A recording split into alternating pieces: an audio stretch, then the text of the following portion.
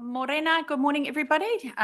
Nice to see you all with us in the house this morning, and nice to see you, Monty, online. Very good of you to make the effort to join us.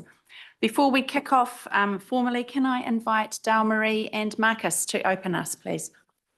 Tēnā tātou I te whare, tēnā koe I te manukura. Ai, kua tīmata tātou. I ngā atua, I ngā tūpuna. Whakamanawa mai I tēnei rā, ho mai te māramatanga, te kaha me te maia. Hei ārahi I a mātou mahi I tēnā ki wiki hau. Haumie, huie, tai kie. Gods and ancestors bless this day. Grant us the clarity, strength and courage to guide our work in this week. Let it be joined, unified and fulfilled. Kia ora, and thank you to you both for opening us in that manner.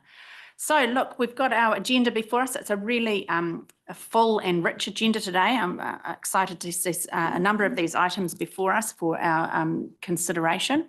But before we go any further, just acknowledging, as I did before, we've got Monty online, and I have apologies from both councillors Andrew Brown and Bruce Thomas. And Lou, Councillor Lou will move that. Do I have a seconder? Philip will second that. I'll put the motion. All those in favour say aye. Aye. Against, carried. Disclosures of members' interests. The next item. Do I have any? Liz? Yes, for me for the Karāpiro item, please. Yeah, kia ora. Thank you for that, Liz. If we can have that noted. Any others? Not aware of there being any. Perfect. And then late items. Again, I'm not aware of there being any late items either, so we can skip on through. Confirmation of the order of the meeting. I'm comfortable with the way that it is appearing in our agenda, so I will move that from the chair. Can I seek a seconder? Philip will second that for me. I'll put the motion then. All those in favour say aye. Against, carried. Good stuff. Confirmation of minutes from our 4th of June meeting. Seems like a lifetime ago as I was looking through it. A lot of things have happened since the 4th of June, but there we have in our agendas starting on page 8, the minutes, unconfirmed minutes for that meeting. Do I have somebody happy to move that? You are, Claire will move that for me, that they've been circulated and taken read as true and correct, and Lou will second that for me. I will therefore put the motion. All those in favour say aye. Against, carried. Great. Having done all of the preliminaries, let's crack into the substantive items in our agenda today. The first of these is the Karāpiro Lake Domain Draft Reserve Management Plan and the Draft Masterplan Public Notification. Good morning, James and David, and thank you, Liz, for vacating the room for this matter. And I also have Anna McElray online from Exist. Nice to see you, Anna. The floor is yours. I'm not sure who's going to lead this one. Is it David? You're on my list here. You have the mic. Thank you. Tēnā koutou katoa. Today we, Anna McElray and myself from Exist Consulting, will present the Karāpiro Lake Domain Draft Reserve Management Plan and Draft Master Plan Public Notification Report. This will include a PowerPoint. As you know, from the review of the Karāpiro Lake Domain Reserve Management Plan started via resolution in October 2024, and the opportunity to include a consulted master plan was taken. This report seeks Council's endorsement of the draft RMP and the draft master plan for public notification and confirmation that the committee will hear submissions and deliberate prior to adopting the draft RMP as requirements under the Reserves Act 1977. I'll now pass over to Anna to run through the PowerPoint.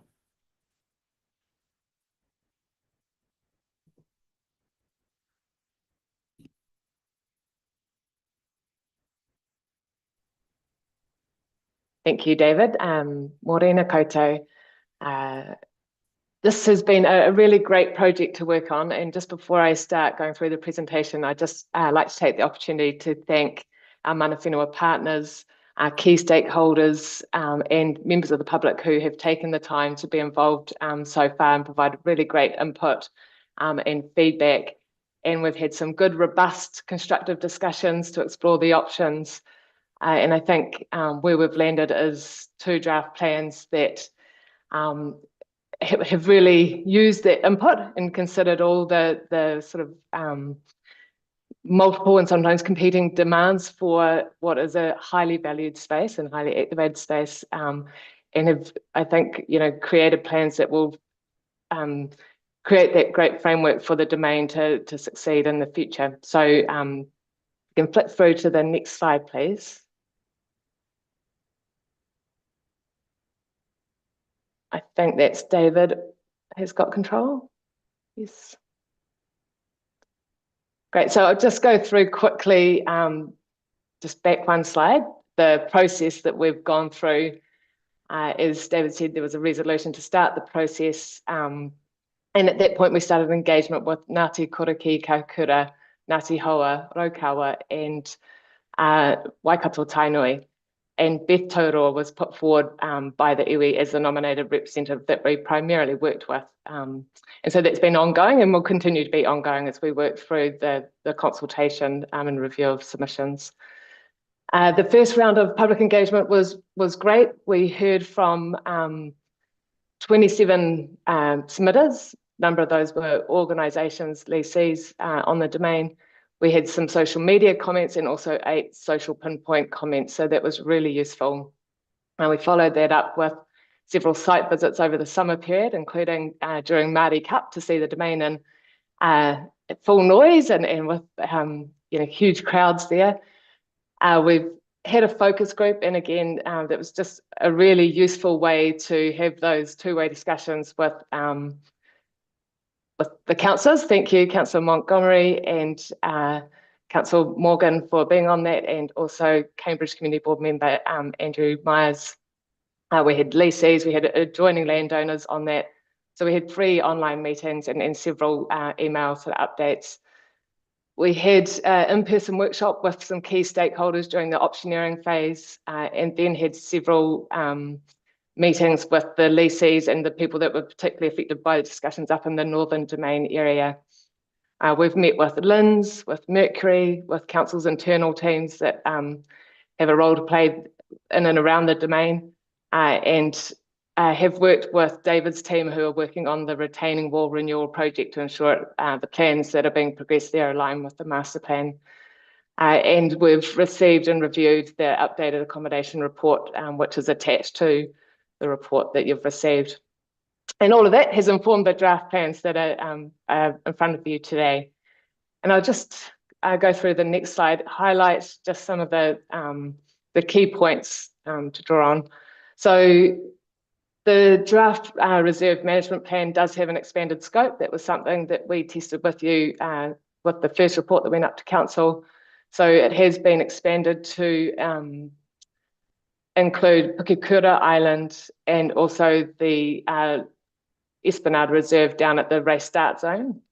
And we've been working through with LINZ, as I said, to include their land, which is in between the council land and the lake.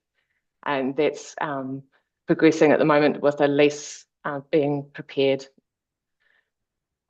We've got a clear new vision and desired outcomes. And I think probably the big shift from the operative plan is that we've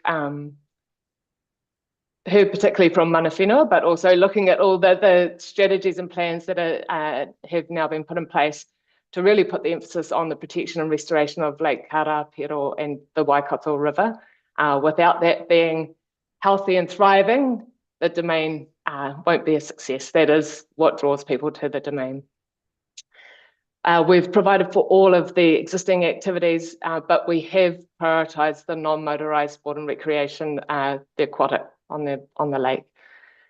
And we've heard really clearly that as well as being important for sport and competing and training for their very diverse events calendar, it's a really important space as a valued community lakeside reserve. So ensuring that we plan for that use to continue and be enhanced.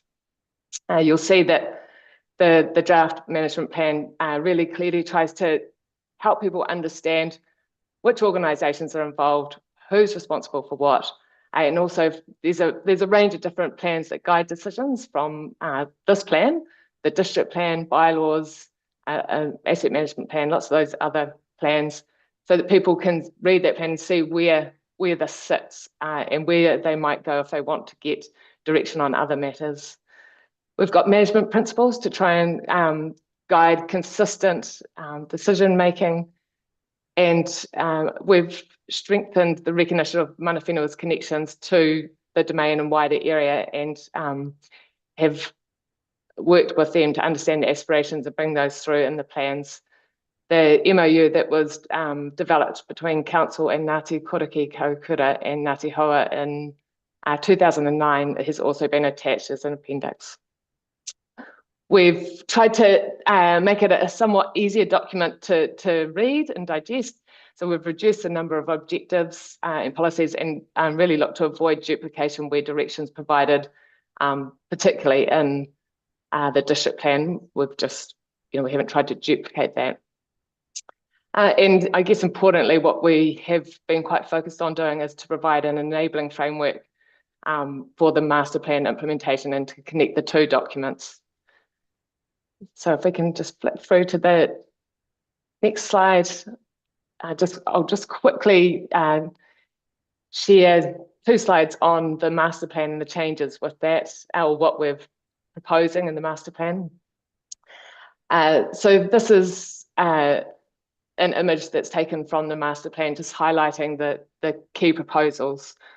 If I just talk you through those quickly. So in terms of mana whenua, we're really looking to, I guess, protect and retain those things that have already been developed and that are highly valued. So that's the historic rocks, the waharoa, the interpretation by Sir Don Rowland Centre, the Te Manawa or Matariki room, which is highly valued. But we think there's a real opportunity to do more across the wider domain to share their connections with for all visitors. So there's potential things like cultural interpretation, trails, building and through the design of new assets, through a range of ways that we could share that this is a really significant place to mana whenua. And we've been working to understand what is that connection with taumata wīwī, and for current use and future use and the aspirations that mana whenua have, how can we cater for those? And potentially that could be things like increased waka armour storage. Obviously that's something that's highly valued, but there's lots of other opportunities there. In terms of the environment, we're proposing a number of initiatives. It's quite challenging because it is a highly developed space that's constrained and got so many activities that people are wanting to do in that space. But the key things we're proposing is moving the Taipa stream slightly north, and doing that, naturalising it. So it's still a relatively short section of the stream, but that will have environmental benefits doing that.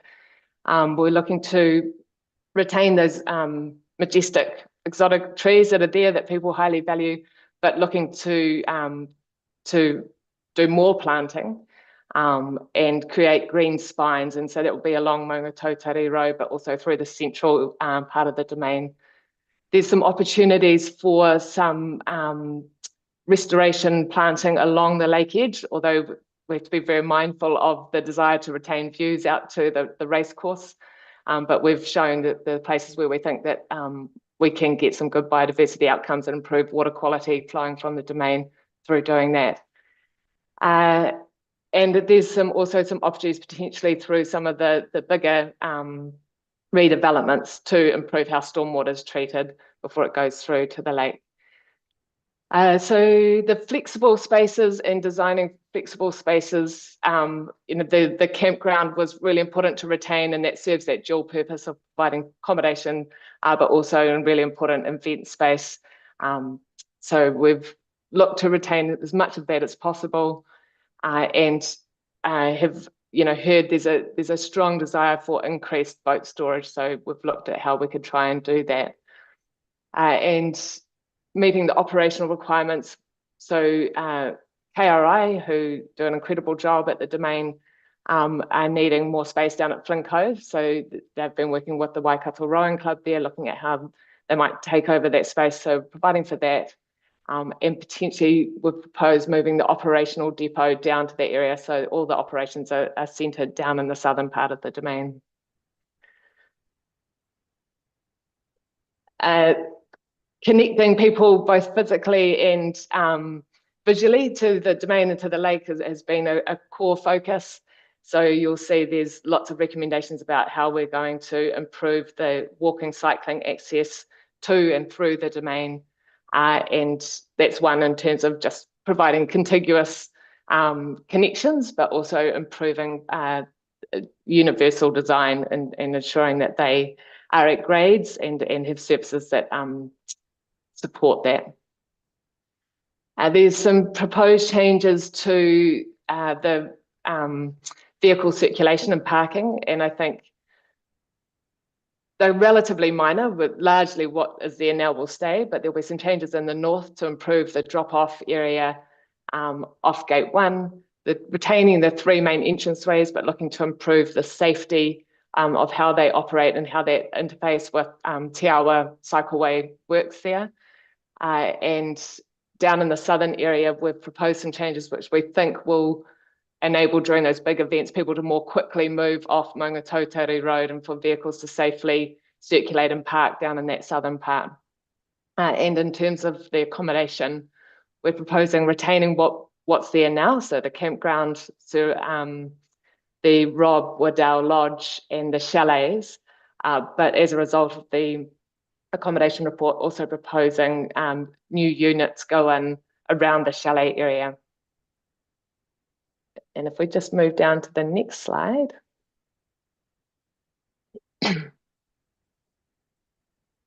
So again, images here from the master plan. What we've tried to do is create activity zones, and that's been really important to group like activities and look to reduce conflicts. And so in the northern area, we've proposed a new sports zone, and David will talk in more detail about what we're thinking there and keen to explore further with the key stakeholders. We've got that dual purpose campground event space, the Sir Don Rowland events area. As I said, the majority of the roading layout stays the same. And then the central lake edge area, which is between the Sir Don Rowland Centre and the Rowing New Zealand building, is again an area that David will speak to in more detail soon, but that's where we've got the retaining wall that is failing, that needs to be replaced. But we've also think we've got a really good opportunity there to improve the embankment and the spectator experience to provide better access, but also to think about how we could develop a public swimming zone to really improve the public's access down to the water and enjoyment of the water, and that it's really clear and well signposted for people to understand where they can safely do that. We've got the accommodation group together, and between the accommodation and the cafe, having a redeveloped informal recreation zone where the playground will be enhanced, redeveloped, the 4 sand courts that are there, the volleyball courts, reduced down, but relocated up into that area. And what we noticed is during those big events, there's a lot that cars are parked in there, which removes the opportunity to have a safe central area for people to recreate and group together away from the lake and where everything's happening at the lake edge. So we've looked to try and, I guess, make that a space that during those big events will work really well for groups to come up and for kids to enjoy that, safely enjoy the play opportunities there. I think I've probably spoken to the rest of it. The main lessees that are in that southern area are keen to stay, and so we've provided for that. And as I said, there's those changes in the southern part with the roading layout and also just that creating that real operational focus down around Flynn Cove. So lots of information there. Very happy to answer any questions, but I will first pass over to David, who's just going to speak in a little bit more detail to the northern domain area, the central lake edge and the accommodation. Thank you. Okay, thank you, Anna. The retaining wall is part of the LTP project that came through, and what was linked into the master plan and the RMP was the opportunity to bring the connection down through to the Awa into the lake. so that we're running that project at the same time and consulting with the user groups. That project has got design and consent this year, and then in year 4 it has construction. That's going to be a little interesting because we want the lake lowered, and also with the event program being so tight, it will be a good one. The Northern Precinct, within the focus group, a lot of the people started to dive into the detail. We want this, we want that, this turning radius for our boats. And so we decided that we would bring that up another level and take that as a continuation once the RMP is adopted, because it's attached to the master plan. RMP enables us to what events happen on the domain, and the master plan gives us a future view of 10, 20, 30 years. So with the requests in the past years, and with the future of the growing of Wakarama and with rowing, there's a clear need for the older buildings. We've got 14 leases on the site. 13 of those are community leases. Those buildings that are in those community leases are old, so they're owned by the sports teams and the sports clubs, but they will be going through that asset condition exercise where it's going to be costing them a lot of money. So in conjunction with Sport Waikato, we're running through what will look like an opportunity for a sports hub that will be a community-led project. Just to emphasise that, it will be a sports club-led project, and we will support from the sidelines and guide them through the Sport NZ sports hub plan on how that develops. Excellent. Hey, great stuff.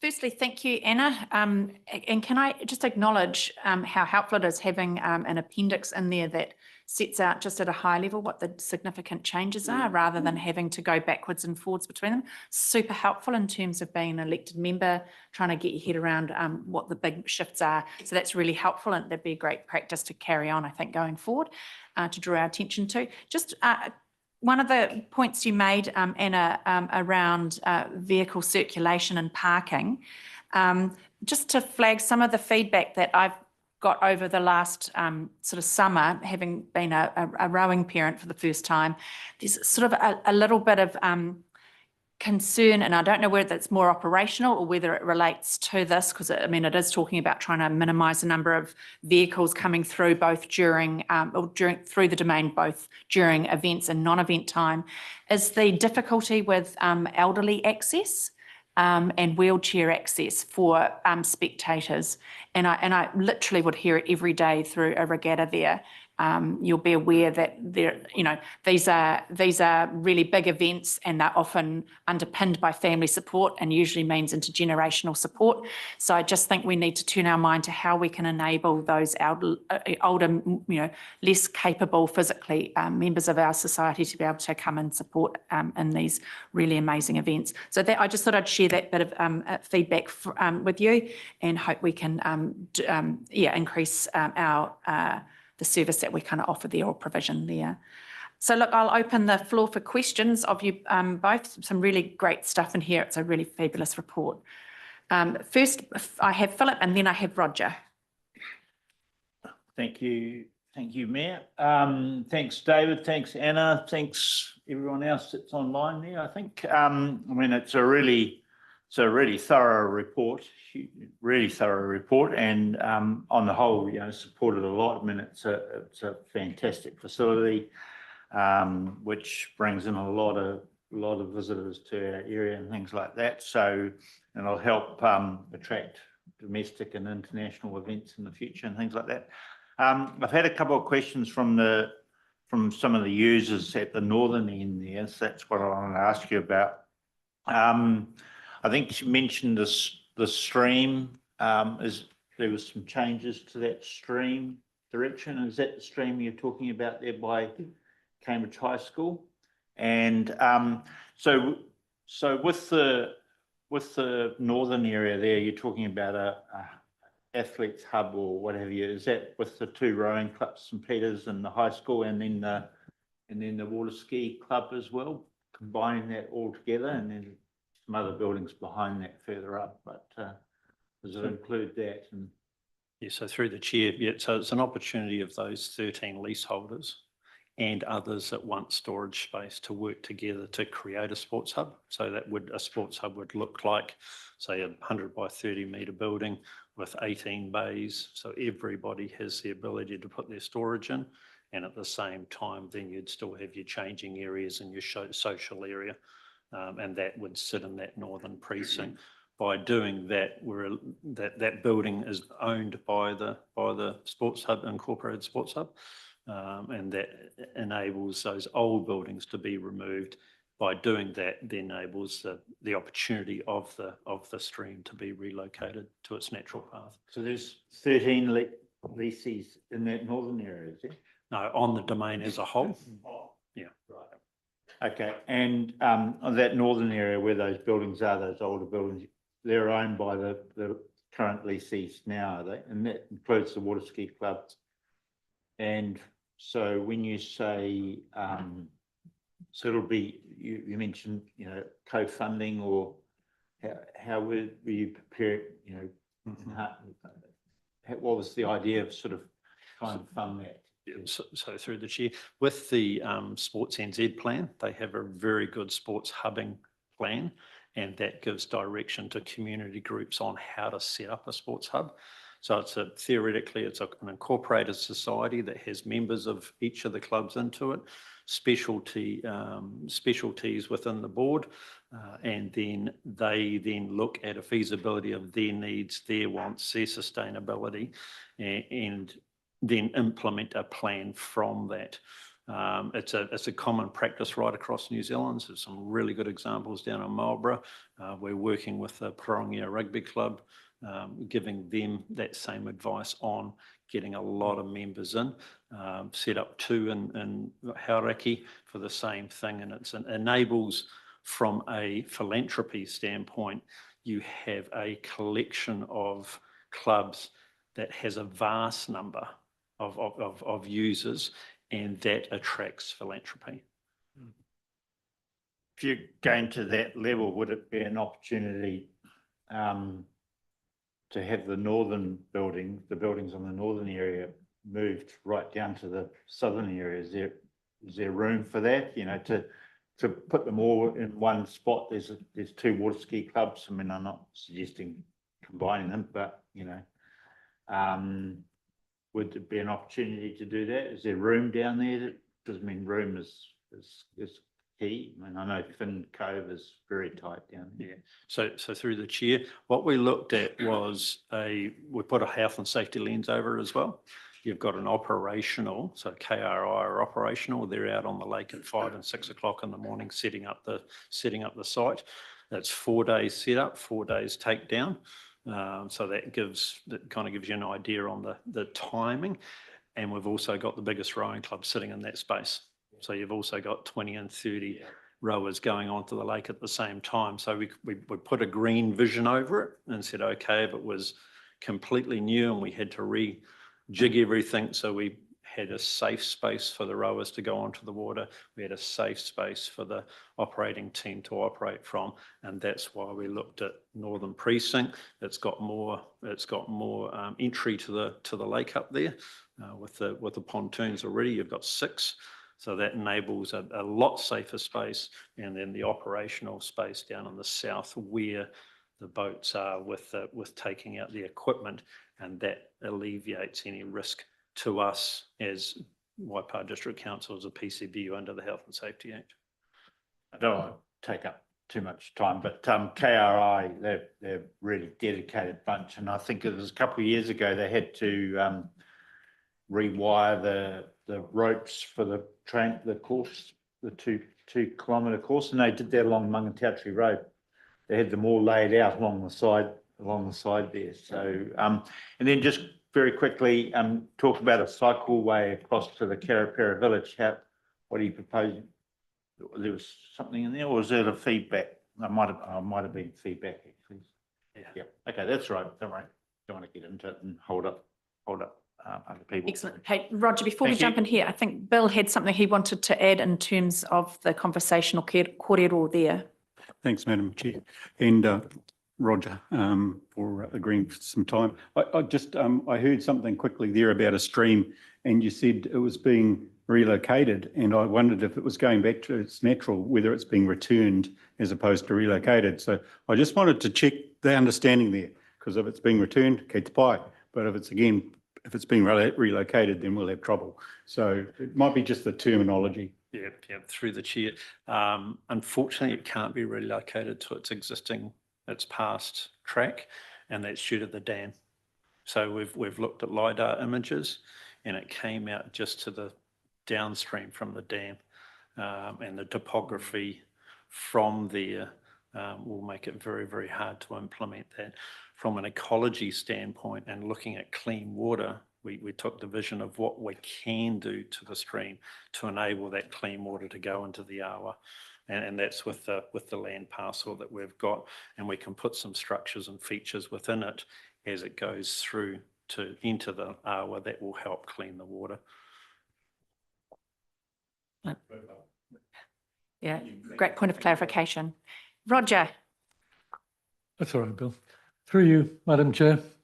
Thank you both for the presentation and the two key documents that are in there. A minor point to start with, and this is, I'm surprised that Claire didn't pick this up, but if I could point out on page 165 of our agenda, and that map that was shown on the screen there, the map itself has got accommodation spelt incorrectly twice.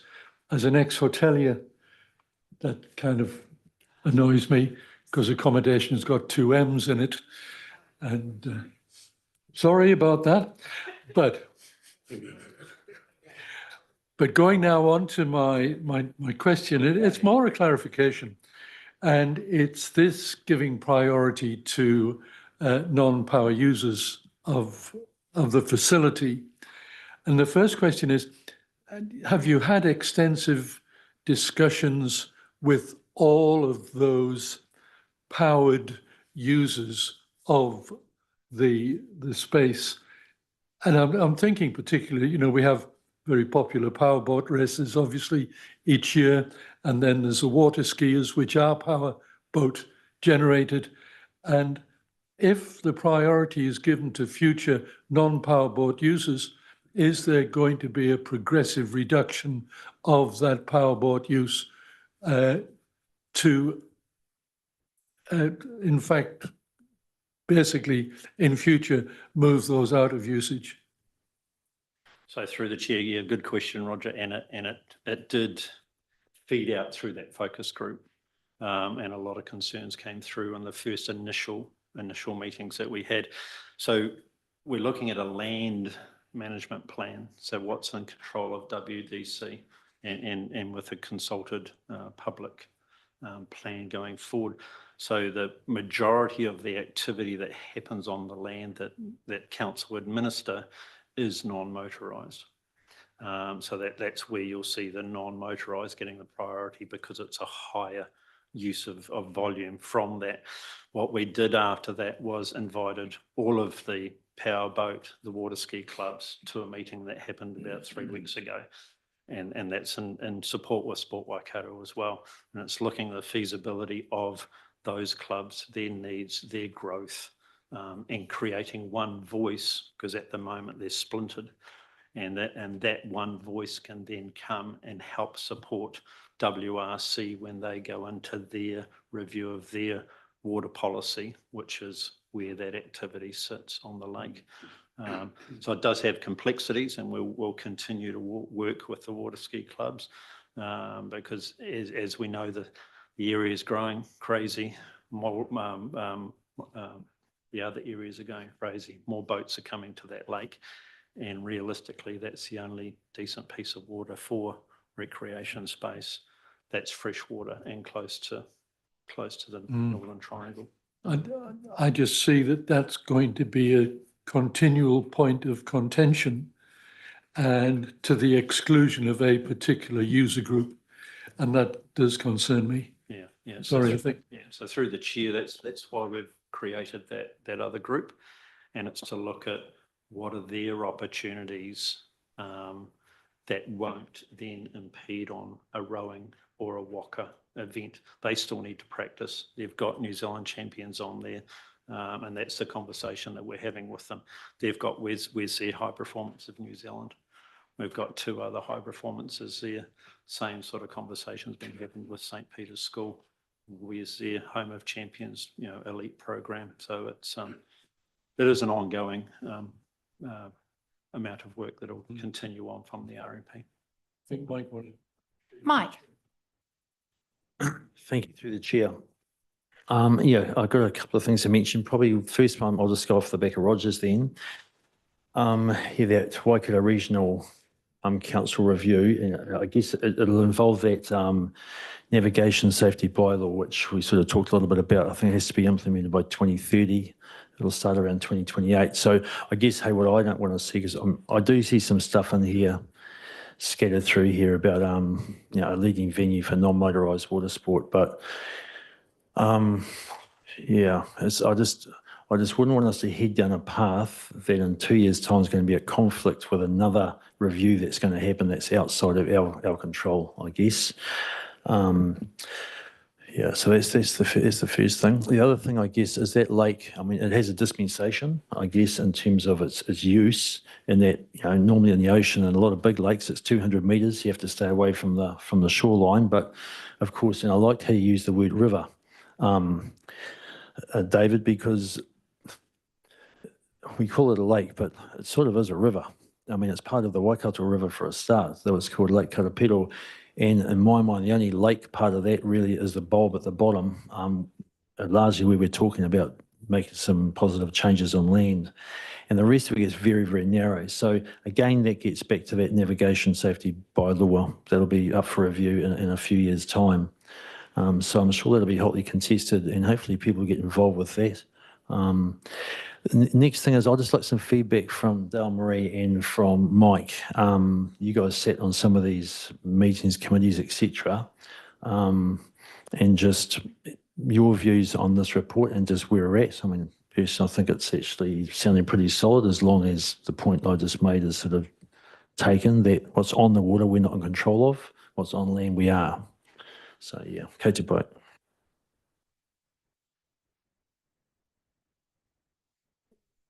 Monty, did you want to add anything in there? Dale Marie's pointing to you. Okay, can you hear me all right, Susan? Sure can. Yeah, cool. Okay, look, first up, I've got to say I was a poor attendee at these meetings. It kept conflicting with other council things. So I was largely keeping up with the briefing notes and so on. You've raised the big issues. I was contacted at least a couple of times by the motorised boat users groups. So, I mean, everyone's aware that that is an issue. Look, that was probably the main one. I've probably got nothing else. I mean, this report's pretty fulsome. Yeah, from my point of view, I'm pretty happy to see this go out for consultation. Dale Marie, over to you. Thanks, Monty. Dale Marie. Tēnā koe, Monty. I'm going to echo exactly what Monty said. And Anna will correct me. I think I turned up to every hui online. I too have been contacted from motorised users as well as non-motorised. Non-motorised were very polite. They were very respectful, but I have to say the motorised, and if anyone is watching online, we have tried really hard to bring, and I commend Anna and the crew that have been coordinating this. I think there has been a deliberate way of trying to bring people together on this journey to make this plan together. I think it's refreshing, since we've been through a change down at Karāpiro, where there was commentary of people not being able to access things, not able to access reserves over the last 50 years. So I think that this plan, and the people that have deliberately engaged and chose to engage in it, were a lot of motorised and a lot of non-motorised people. I think we've captured a lot. It's unfortunate that after all the work's done, people were going to jump out again and raise concerns. But I think those concerns were really well relayed at the oral submitters the other day that came to sit down and talk to us. And I have to commend the deputy at the time, who's not going to be in here because of the conflict, but the way the conversations went in the hearings the other day, I was really, really heartened by the responses of the deputy at the time that was in the room that handled those conversations to some of the submitters we had. I am warmed by the way that people were respectful and the way that this has come together online. There were good conversations, they were robust, there were lots of questions and the big ones here. And I think in this time, have faith to work together. Have faith to work together, because this is a really good plan that has great intentions for everybody to work together well in the community, and particularly on a loved space like Karāpiro.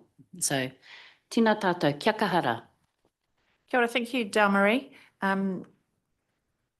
Any other questions? I've got a couple of just small points, but I just want to check that we have everybody's discussion here. Philip, did you have something you wanted to add?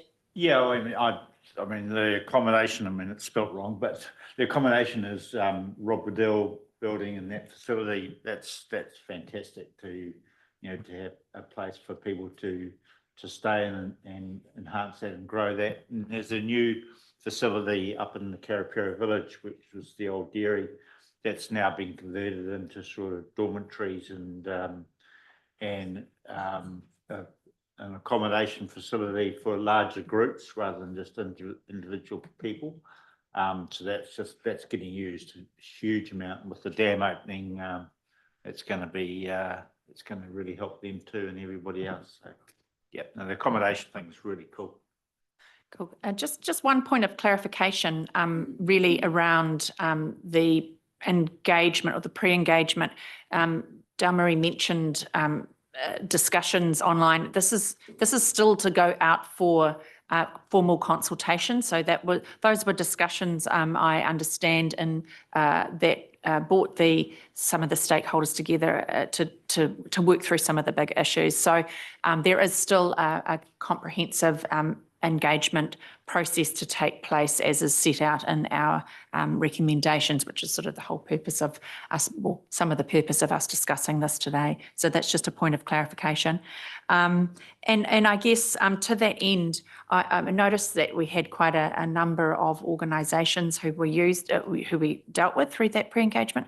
I appreciate it's up to other organisations to make choices to whether they submit during that feedback period, but I'd be concerned if we didn't hear from the Waikato River Authority. So I will make sure that that the word gets through, and that we encourage the River Authority, obviously, to have some feedback shared with us over the plans. And just one other small thing before I reopen the discussion on the recommendation that we have at C doesn't provide a time frame, although B does. And I mean, it's just being pedantic perhaps, but if we're doing them together, I just thought maybe we should ensure that it also says for a 2-month period, but that's just a semantics. Lou and then Claire. Thank you, through the Mayor. David, I'm very, very appreciative of the plan. I think this is great. It is a great facility for our whole of the Waipā district. And one of the things, it's not just water users that go there. I want to relate to the fact that there are a lot of other users that use that facility recreationally wise, but also things like Stragglers Car Club, the Anzac Day. There's a whole series of things that go on out there, and that is critical. The one thing that I just wanted to raise, that I noticed in your plan that there wasn't a specific phraseology put in place for the control of golden clams and hornwood. And to me, I think that we need to have some positivity in those, something just adding that we do want control. I realise this is a regional council issue, but we don't want to see that expanding any further than it is at the moment. And perhaps just in the regulatory and strategic changes, perhaps we put something just a little stronger in there, just to say that perhaps we have the facility and everything to do that. Thank you. Thanks, Lou. David's furiously writing that down. That's great. Claire. Yes, thanks, Madam Chair. Firstly, really commend the form of and content of these reports. I think they've been put together really well. I'm picking up on the comments about motorised sporting clubs and that, and appreciate that this is just the start of a process for getting more feedback as part of the consultation that's now going to become public. I did note it on page 71 of our agenda, or that's page 9 of the report, that the membership of the review focus group was covered, but it didn't actually list, who was specifically in there. I think that'd be really helpful, because if there are concerns that, there wasn't a broad invitation or participation, at least people can see who was there and who wasn't there, and then they can find out why people didn't participate in that, perhaps. I think that'd be helpful. And I'm seeking a reassurance that if there will be submissions from people from that non-motorised sporting group during this process that we're moving into, that there will be ways to address the concerns that they raise. I'm assuming there would be. I appreciate that the focus on this has, it's been on the non-motorised sporting side of things, but I do take on board everything that's said about this much loved and busy natural area that's going to come under more pressure probably. So we've got to make sure that we're able to cater for everyone. And then lastly, just on Roger's point about the accommodation misspelling, yes, I didn't pick that up. I'm really pleased that there's other members of this group that are taking responsibility to ensure that there's a high standard. You were on an airplane yesterday. You had Yes, heaps I on. was, but I did pick up 23 other ones, which I've sent through, and I didn't want to take up the time, and I passed those through to Anna, but I mean, all of us together are working together to make sure that this is an exceptional set of plans that's going to go out to our community. I'm really excited about the future that's sort of painted in the plan, and looking forward to the submissions that we're going to get. Thank you. Thanks, Claire. Glad you picked up the other 27. I'm certainly Roger? not entering into a competition against Claire. I would have no chance. Brilliant. Good stuff. Okay, so look, I think we've discussed this. Obviously, there's a pretty clear sense around being aware of the issue of the motorised versus non-motorised. I think we look forward to receiving that feedback, I guess, once on the assumption we're going to agree to the recommendations that are appearing here. Really, it's a balancing act, right? Trying to accommodate in a much loved space, as Claire's put set out, that has such huge cultural significance, but trying to accommodate all the multiplicity of users. Look forward to that. Mike, did you have something you want to add just before I seek? Sorry, it was really picking up on Lou's point that we talk about motorised and non-motorised, and a lot of us are probably thinking in the water. But your point really is, Lou, is there's a lot of stuff, and others have made it to it probably, a lot of stuff happens on the land that doesn't actually use the water. And a lot of the events you've talked about, there's cycling, there's all sorts of other things too that, all you folks need to engage with this piece of feedback and give us some decent feedback. It's not just whoever uses the lake, it's who uses the whole area. So just picking up on your point, Lou. Kia ora. So on page 13, did we have an opinion on whether we think we should add for a 2-month period to paragraph C, or are we thinking I'm being too pedantic?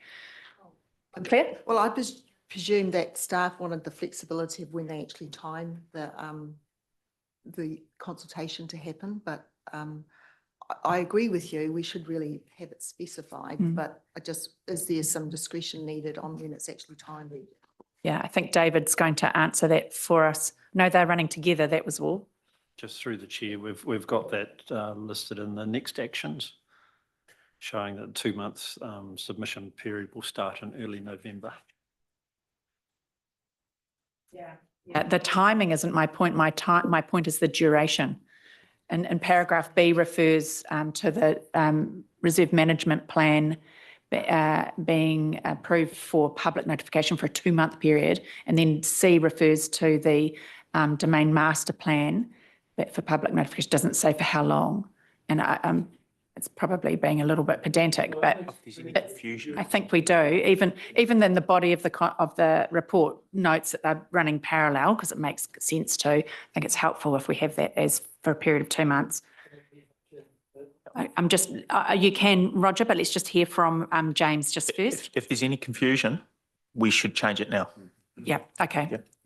Yeah, so Roger's going to move the amended paragraphs. I mean, everything else remains the same. It's just the inclusion so that it reads, approves the draft Karāpiro Lake Domain Master Plan in Appendix 4, document number for a 2-month period for public notification, or for public notification for a 2-month period. Yep, we're good with that.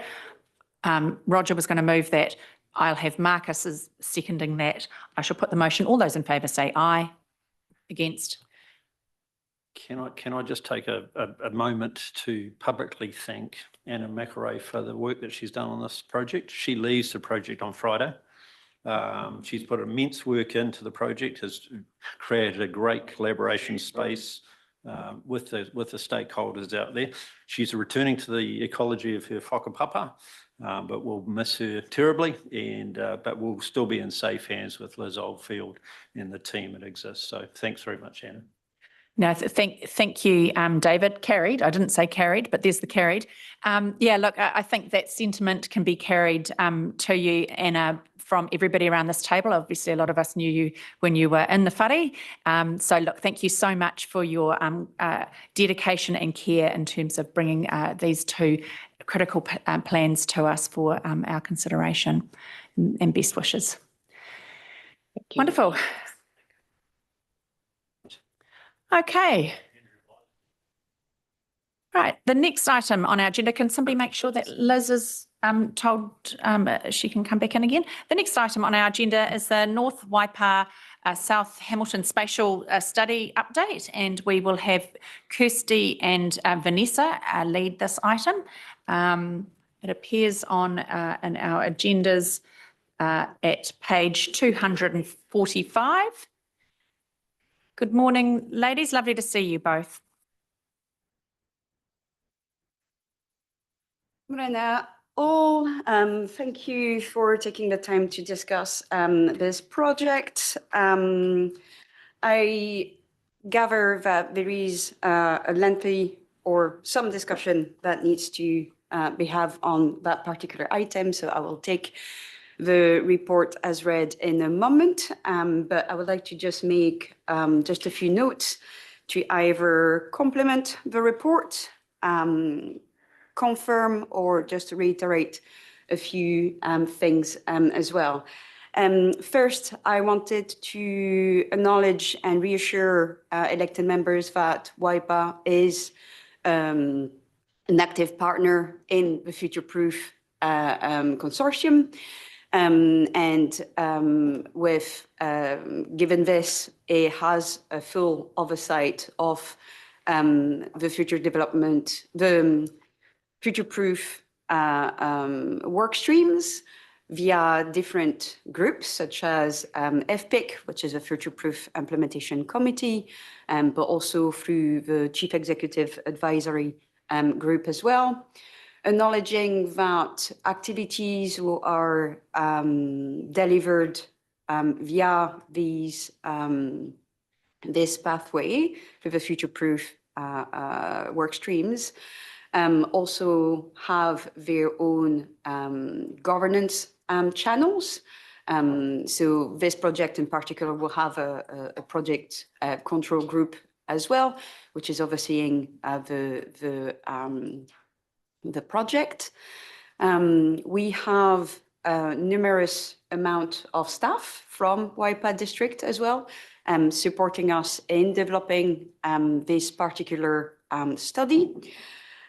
Secondly, and that is actually an omission from the report, I wanted to reiterate that Mana Whenua and iwi partners are involved fully through this project as well. They have been engaged earlier on through Nakaru Atua o Te Waka, which is a Tangata Whenua group part of Future Proof as well.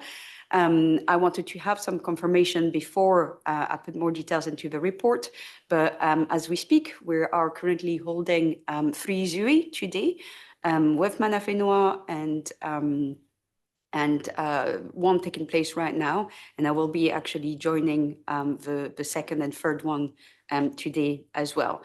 But just to mention that Mana Whenua partners are fully engaged on this study as well.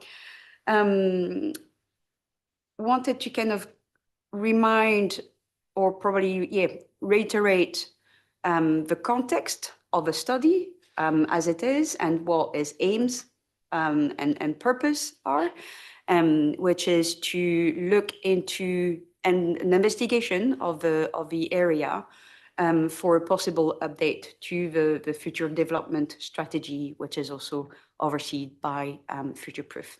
Okay. So on that note, I'm just going to take the report as read and we'll open for questions. Thank you. Thanks, Vanessa. Any questions? Obviously, it's just an update report and we're only asked to receive it today. No big decision-making issues here, but any questions for Vanessa in respect of this report? No? Excellent. It's obviously a pretty critical piece for our district, but if there are any questions, Claire does. Well, it's not so much on the report itself, but the future actions. Like, will we, as this elected membership, receive detailed reports on the, I suppose, as the scenarios are firmed up and specific proposals for developments that we'll get to see that greater detail and maybe the timing of it as well, just so that we have a picture in our minds how it's going to fit into Waipā's future. Yeah. Absolutely. Yeah. Thanks, Claire. That's probably something else I should have actually noted is that we're looking to have a workshop item on the 10th of September to guide you through the scenarios as well, so that we are ensuring that there's a full engagement opportunity given to elected members. I will also be presenting the 2 reports that this committee has seen to the committee boards as well on the 13th and the 20th of August as well. And for them to acknowledge that there will be an engagement phase, September, October, and that they should be actually made aware of that and take the opportunity to provide feedback as well. Yeah. Yeah, I wondered if we did discuss that, didn't we, about the potential request for more detail at a later date, clearly. And obviously, I mean, it's a hive of activity and a lot of it's subject to sort of commercial sensitivities too. So there's a lot of moving parts and bits that we are well advised to get across in the fullness of time. Roger. Yeah, and I don't know if it's relevant to this, but I think it's part of the overall area, and that is that the boundary considerations between HCC and Waipā will come into this consideration as well. It is, let's say, it's an item as part of a scenario that we're looking into investigate and understand the approach to the transfer of land without getting into the politics of it and the governance of it as well. So the scenarios, just to kind of outline a little bit more on this, are very much land use scenarios. They're not really looking at the governance behind it. But that is an item that we are looking into it. But I understand that there are conversations currently happening as well. Kirsty, I don't know if you want to, yeah. Through the chair. So yes, there are conversations happening at a senior staff level with Hamilton City, Waipā, and in regard to the Hamilton South North Waipā boundary. Obviously, we have a strategic boundary agreement in place. Rob Brodnack's the Future Proof Implementation Advisor is part of those staff level discussions. Thank you. Yeah, Thanks for that clarification, Kirsty. Lou and then Liz. Thank you, through the Mayor. Good report, and I think it's critical that we have reports like this coming through to us to give us knowledge what's going on. I just wondered if you could just expand something for me, the effect of misalignment of land use assumptions for critical infrastructure, particularly the South Waikato water treatment plant. Now, I'm quite concerned that this is quite a large issue and we're getting just one small phrase on it. We need to have a little bit of knowledge of what you're talking about here, this misalignment and land use assumptions, pretty broad terms. I need to sort of know a little bit more if I can, please. Absolutely, Lou. So I think the wording there was probably more to acknowledge that scenario exploration are a pathway to look at risk assessment and land use assumption or misalignment of land use assumption with the delivery can be one of the risks of those projects. Now, I'm not going to go into the details. As I said, this is actually part of the items that we're looking to investigate in the scenarios. And when we do this workshop, we probably could dive a little bit more into those details. But the wording there was very much to outline a risk exploration when we look at delivering critical infrastructure such as the Hamilton Southern Links and the Southern Wastewater Treatment Plan. Yeah. Thank you. That explains a lot. Yeah. I prefer to call them the Waipā Southern Links, but I digress because it is in our patch. Liz. Yeah, Liz. Hey, look, thanks for this report. So I see that on the map, the Mystery Creek Event Centre is included in that area. So I'm just wondering, in terms of the stakeholders that you've mentioned, are they are you seeing them as a key stakeholder? Oh, I just didn't see them mentioned. Absolutely, yeah. So we have actually invited them to provide feedback on the gap analysis, which was the first engagement phase. We haven't heard from Mr. Creek during that gap analysis phase. Likely that most of the stakeholders were actually engaged during the scenario phase. The gap analysis was very much a literature review, to kind of understand what we knew and what we didn't know. So I would presume that what we had stated was correct. On what we knew for the area at that time. And yes, they will be engaged again during the scenario analysis, as well. Great, thank you for that. Look, I don't think there's any further discussion on that. I'm really comfortable moving the recommendation, which appears on page 245 for receipt. Bill will second that. I shall put the motion then. All those in favour say aye. Against? Carried. Fantastic. Look, can I just suggest we have a quick 5-minute toilet stop? I've been knocking back the water. So we shall get back at 10:20.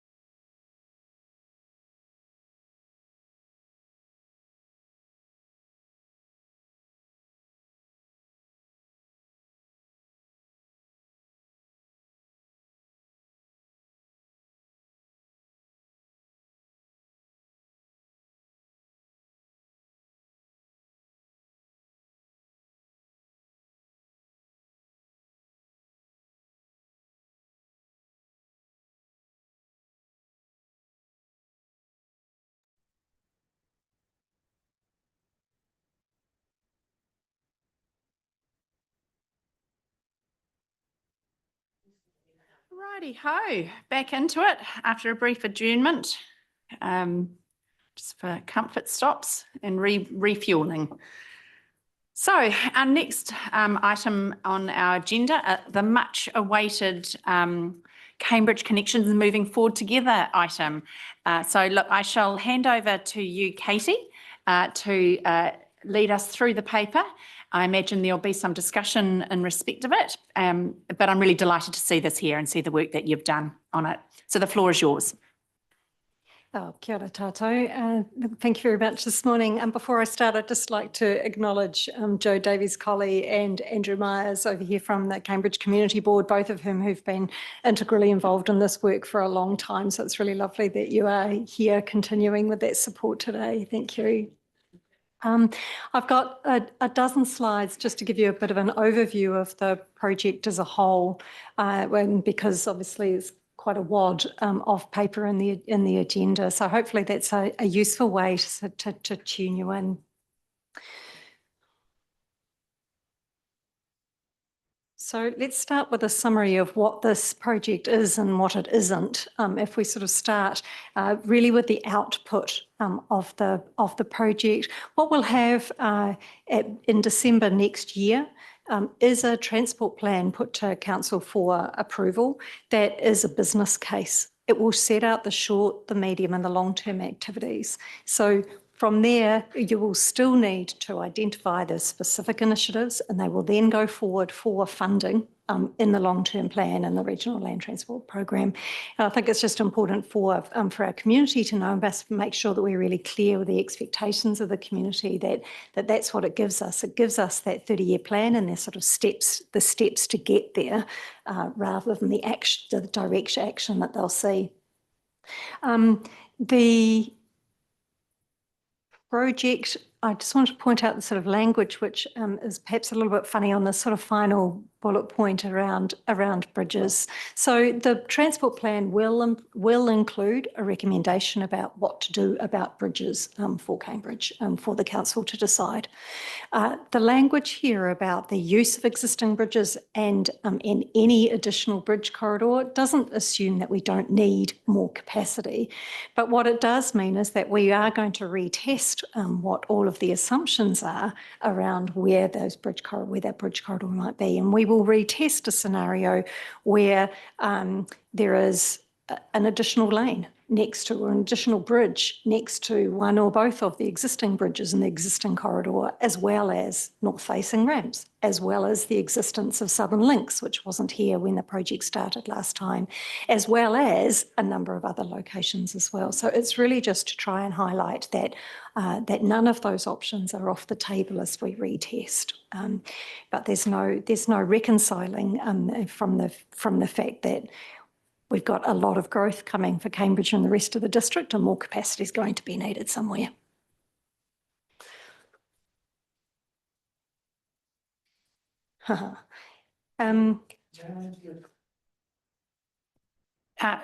Roger, yes, or would you prefer to go through? Yep, Roger. Roger, you might need to press your microphone there. Just a slight qualification on what you've said there.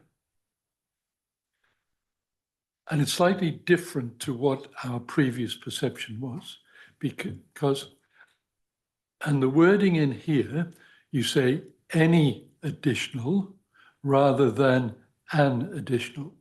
So is there a possibility within the way that you've worded and phrased that there may not be another bridge built wherever it is? Based on the population projections at the moment, there is no way we will get away without having an additional bridge, even if we have Southern Links in place, et cetera, over that 30-year period. The question is where it is and whether, like I said. And I agree totally with that. Totally the fact that everything's back on the table again. But I just didn't want the no bridge option being back on the table, because I thought we'd moved on from there and accepted that another crossing, wherever it be, was required. Yes, and a base case will obviously be tested, which is the status quo, which yes, shows yeah. you what you would get if there was no additional bridge. That's right. Yeah, good. Yeah. Thank you. The project plan includes the measures of success that are up on this slide that will benchmark and report to the Audit and Risk Committee each quarter. And these are drawn on the two themes that have come through clearly from the community feedback and the lessons learned workshop that the elected members had at the end of June. And they are around having a strong decision-making framework and having strong community engagement. And I'll talk about both of those aspects in a little bit more. And so certainly the measures are there to really make sure that we keep both of those things squarely in mind as we undertake this project.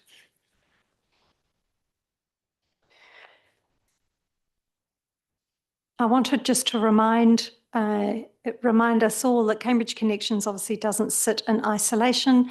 Cambridge Connections sit within the strategic framing that we already have within Council and gives life to Ahuake, as well as the growth planning work that's gone on and the transport work that's gone on to date.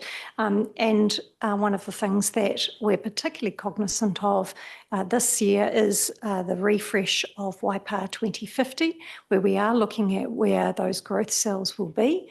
Because Cambridge Connections obviously needs to put the transport flesh on those bones once we actually know where that growth is planned to be. So that relationship is something that we will be mindful of as we go through this project, and the project teams are already in discussion about that to make sure that that happens. This diagram is in the project implementation plan and just sets out the key stages of the project through to December next year.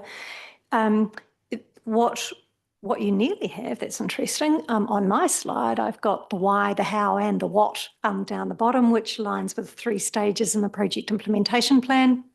And above there, what we've got is the levels of engagement as using the language of the IAP2 engagement framework, which is the one that we're adopting, so that you can see the level of involvement from the community throughout those times. And I think the point I just really wanted to stress is that we are working very hard within the project team to make sure that the technical steps that are needed to meet the NZTA business case approach and the engagement approach are woven together at every stage of the project, and that when we're engaging with the community, we are making sure that we're actually engaging in a way that makes sense to them, uses plain English, which the NZTA business case approach does not always do, and that's for us to kind of figure out in the background. But that weaving together is something that is integral to the way that we're approaching the project.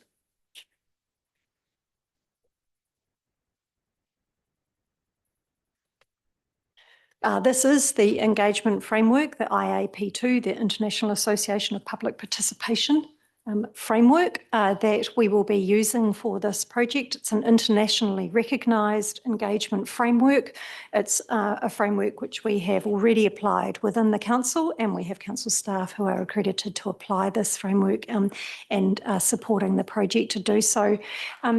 I like this framework because it helps us be really clear, as this bottom line says, about what our promise to the public is. And so that really clear expectation about what level of engagement we will actually commit to with the community at each of those stages. The other part that's important is the decision-making framework, and we will be using what's known as the Rapid Decision-Making Framework. That's an acronym for those across the bottom. And the purpose of adopting that is particularly to make sure that we're really clear when we are making decisions, i.e. when you are making decisions through this project, who the decision maker is. And what you'll see through the project implementation plan is the series of stages for decisions to be able to be made by elected members, to lock in those decisions before we move on to the next one, all the way through.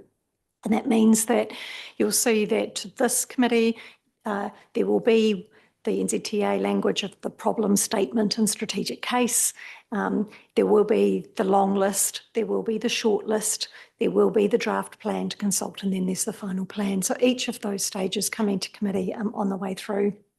In addition to the role of this committee as the decision-making group, then we are recommending having an internal governance group that would have a mixture of councillors and executive staff. This is something that was discussed in the council workshop in November last year and is reflected in the project implementation plan. And perhaps we'll come back to that because obviously that's one item for discussion around membership of the governance group. May I again ask you? Yes, Roger. Going back to the identification of the problem.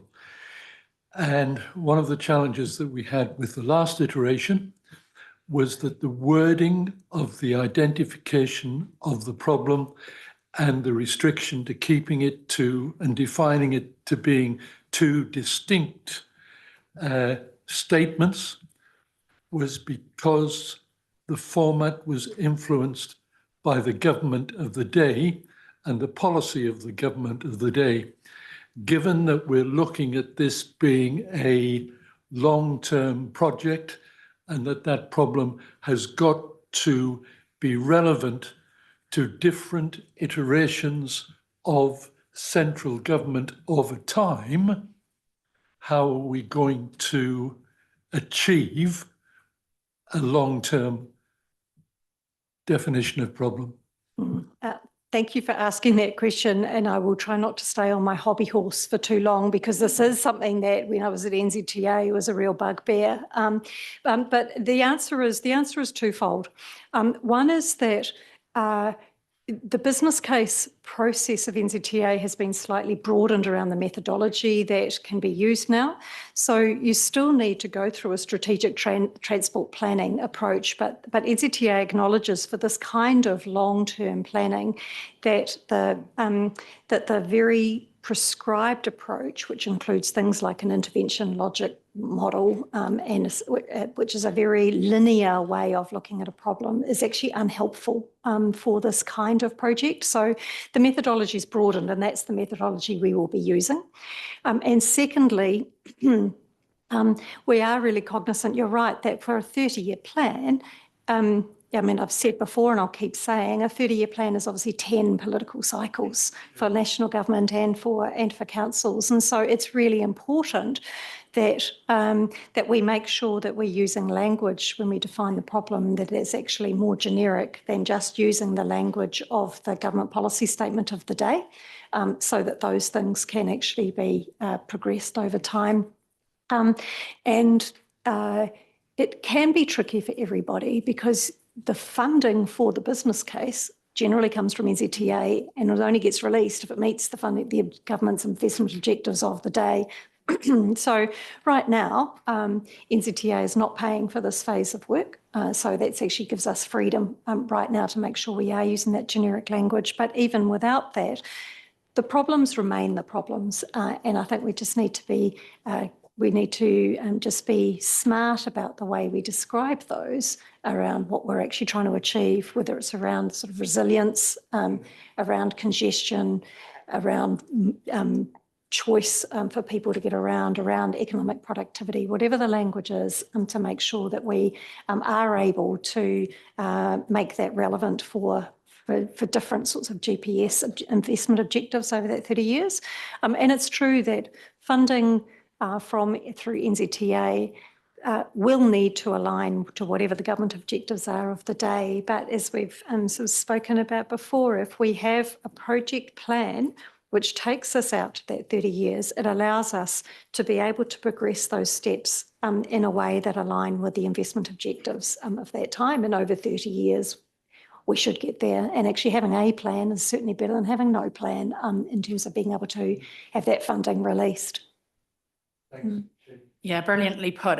I know it is your hobby horse, but Yeah. I don't think there's too many people around this table who would disagree with you in terms of being really strident around not being hijacked by the colours of Wellington. And let's think long term. Let's keep our eyes to the horizon. Now, I had Bill and I believe Monty, you've got your hands up too. Sure, thanks, Susan. Katie, kia ora. I just wanted to pick up on, because I'm following this on the pages as well, and I see on page 16 where it talks about rapid. There's a note there about iwi and mana whenua desired involvement currently being discussed. I'm not sure what that means, who it's being discussed with. Is it being discussed internally? Is it being discussed externally? What does that note mean? If you could please explain that to me, or advise me on it, maybe not explain it. But and also, thanks for meeting with me the other day. But I did, in reading through this, it talks about, and I see a lot of the tools that you're bringing through are not locally developed tools. And I see that and I moved on a little bit, sorry, Susan, to page 267, where it talks about co-developing tools and talking about a new tool being developed when we already have a joint tool here at Waipā, the Matariki principles that were agreed with mana whenua. And I know I discussed this, and I do wonder about us introducing something that we already co-jointly have agreed with mana whenua as being an assessment tool across all projects. And I wouldn't, like if we've jointly agreed to that, why aren't we using that more readily and more frequently than I'm seeing coming through in the papers that we're getting from staff, I guess you could. Yep. Thank you. Thank you, Susan. Yeah, thank you for the question. So discussions have been had with Beth Turo, who did work on the project previously, to ask her what the appropriate way would be to move forward. I then met with Poto Davies last week, read briefly, and spoke about the project. Both of them spoke together. There was a hui on Sunday where Cambridge Connections was raised for Ngāti Kariki Kahukura for them to identify how they would like to be involved in the project. And so now we're just circling back about that after the hui on Sunday to actually then start to nut out what does that look like in practice, so that we can make sure that iwi and mana whenua engagement happens in a way that suits them rather than being prescribed into little boxes that we're generating. So that hasn't quite been landed in detail, but those are the conversations underway. And thank you for mentioning the Matariki principles when we met, because that was one thing that I specifically went to speak to Poto about, and she and the others who were there at the meeting all agreed that that is exactly what we should be picking up, and that that's a reflection of the ongoing partnership between council and mana whenua, and we should absolutely be then thinking about how do we build on that coming into this project here. Yeah. Thank you. Good stuff. Monty, you have your hand up. Yeah, thanks, Susan. Hey, just going back to the rapid framework, please, Katie. Just wondering if you could flesh out a little bit what the agree heading means. The executive team and the project governance group are tasked with that. Could you just flesh that out a little bit, and particularly how that relates to the decide part of it, which is going to SPMP? Thanks. Yeah, certainly. So the agreeer role in this framework is very much around setting the parameters within which the project can operate and the guardrails. And so they're often the operating principles. It will be some things around compliance or risk, level of risk that a project's being prepared to take, things like that. So once the parameters are agreed, it does mean that the agreeer, firstly agrees those on the way through, and then has a role in making sure that the project remains within those parameters. And that is very much the role here in the draft terms of reference for a project governance group, and the role of the executive team as the project control group on the way through. Does that help you? Yeah, no, that's the answer I was looking for. Thanks. Thanks, Monty. Mike. Thank you, through the mayor. Thank you, Katie. Just picking up on the wider project team, community, sort of on page 5 of the 250 of us and 5 of this report. The wider project team, so it's got community, economic and planning and others. So is this sort of part of this community reference group, or is this groups? Yeah, this is internal staff who are Right. providing broader expertise All right. into the project, but who don't sit within the core project team. Right, and so the community reference group. Yeah, I have a slide. All right. About I think that Fine, is fine. a Sorry, few I was- slides long. Right, I was but just trying long. to find it in this model, but right. Yeah. Should it not be in this model? All right, so we haven't got the go. Sorry. Might be helpful if we just carry on then, Katie, and perhaps we circle back to that when we hit that slide, if that's okay with you, Mike. Cool. Yeah. Getting ahead of myself. Here we go. This is the last slide that I've got around the paper, which really just sets up what are sort of the immediate next steps here. Really, we've covered a number of these things. So we'd be looking to establish the project governance group as soon as possible and being able to meet so that the governance group can give some guidance around a couple of the matters, including some of the feedback about the proposed community reference group and an ideas forum, which has been touched on. Getting on with the technical work and then being in a position to commence the community engagement. We'll obviously be reporting back both to this committee. So at the end of this next phase of the project, as I've already said, that would be the first meeting of this committee in the new triennium to be able to lock in the problem statement strategic case so that we can then get on with developing the long list, which is really the large ideation kind of phase with the community in February, March next year. And continuing to report on this quarterly basis starting in December to the Audit and Risk Committee. So just on that then, sorry, I was a question early, but the governance group consider a reference group. Is that really meaning the governance group will consider the makeup? Because we're not considering whether there is going to be a reference group, or are you saying that is no, not? It's really to provide feedback to me as the project lead. Yeah, right, good. About the membership and the way that we go about actually going sure. through that process. And then just the last thing, just back to that model I was looking at, is just, and I do like this, that at least all elected members are invited if they wish to attend the early meetings of the governance group, which might be, I don't know, the first couple, or is that what you're sort of thinking? Mm. Yeah, all right. So through the chair, thanks, Katie. It's another detailed report and something that's going to have a lot of interest. But just with these governance groups, I mean, you've got the project governance group here. I mean, and that says elected members and things like that. But is there going to be multiple? I mean, how you talk about the reference group? Can you go on? Yeah. Can we talk a bit more about that? We certainly can. This is a highly sophisticated diagram, which you can tell that we spent hours developing, but hopefully it gives you a sense. So everything you see in blue, dark blue and the light blue, is exactly what was on the other slide around staff.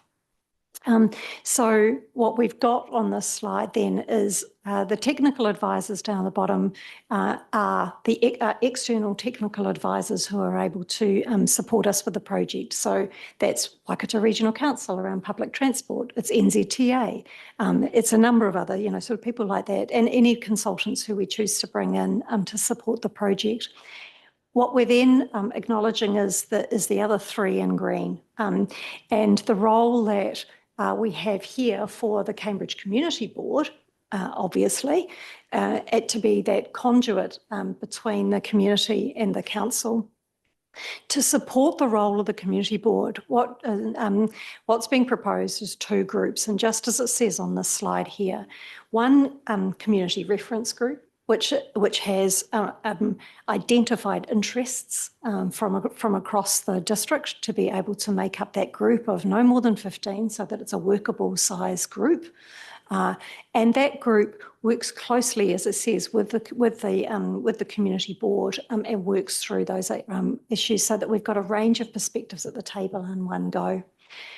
Now, obviously, there are more than 15 people and groups who are interested in Cambridge connections. And so the idea is then to provide what we're calling an ideas forum, which is a shared space for those who really want to be able to look under the hood and get involved, often either for one particular stage or all the way through. And they will then be able to have a chat function that they can talk to each other, talk to technical experts, talk to us, for them to be able to see and have that access to all of the technical information that will be available on the website, but be able to really drill down into those things in a way that, that a number of people are very interested in doing. That's the idea of that forum. There is no limit on membership number. There's only a limit to the code of conduct about the behaviour within that group. And if I can just say one more thing, it goes without saying that as well as these two groups, which would run for the length of the project, there'll obviously be engagement opportunities for everyone in the community as we go through the whole thing as well. Yeah. You happy with that, Philip? I mean, yeah, I mean, there's all these different groups, I think, so it's good. With the reference group, is it, I mean, my view anyway, that the councillors should be on there to hear, so that you can get a clear understanding on what the conversation is about, how the conversation goes, to feel with the reference group and things like that. So and to put, and they put their view across, we put our view across, or the councillors put their view across, the community board are there, which is great. Yeah,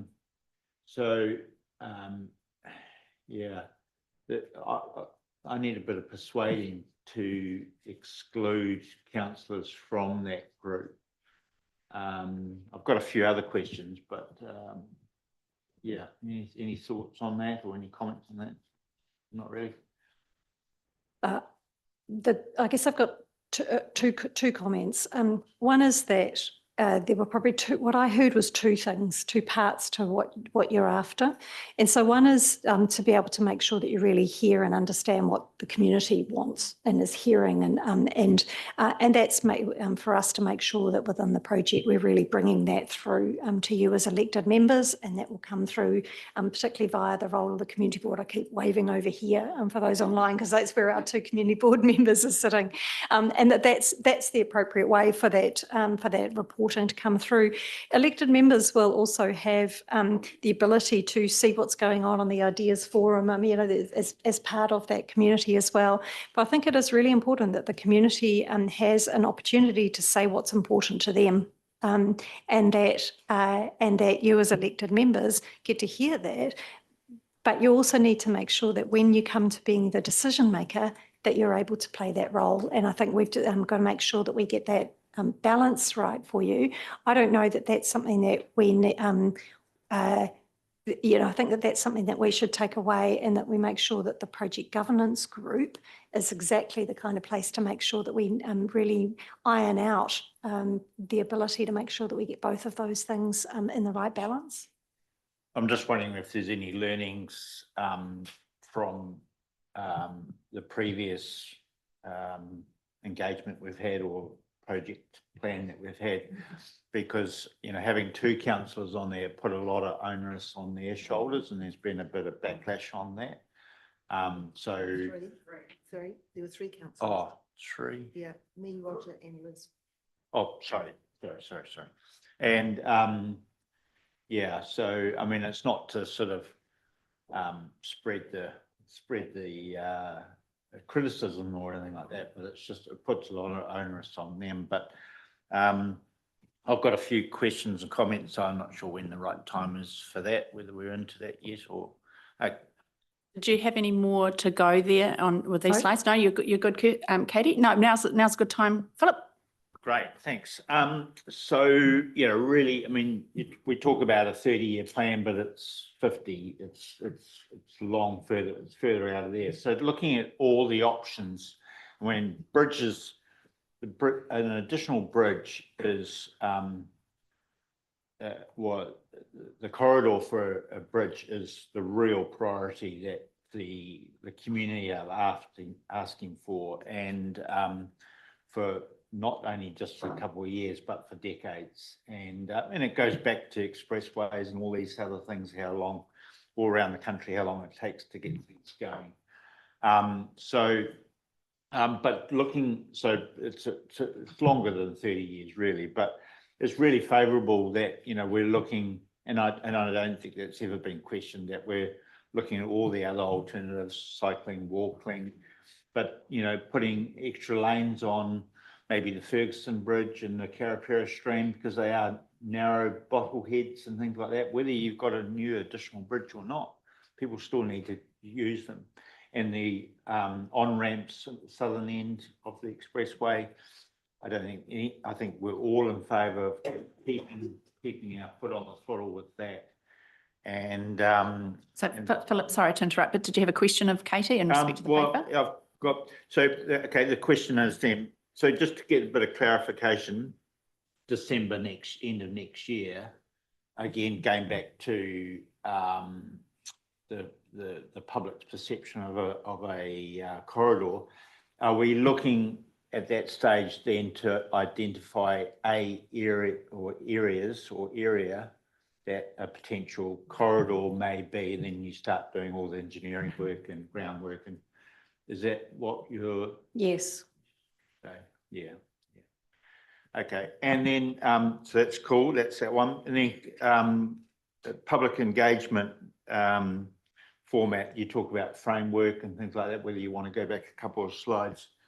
I mean, that's all great listening, but how does that, you know, public?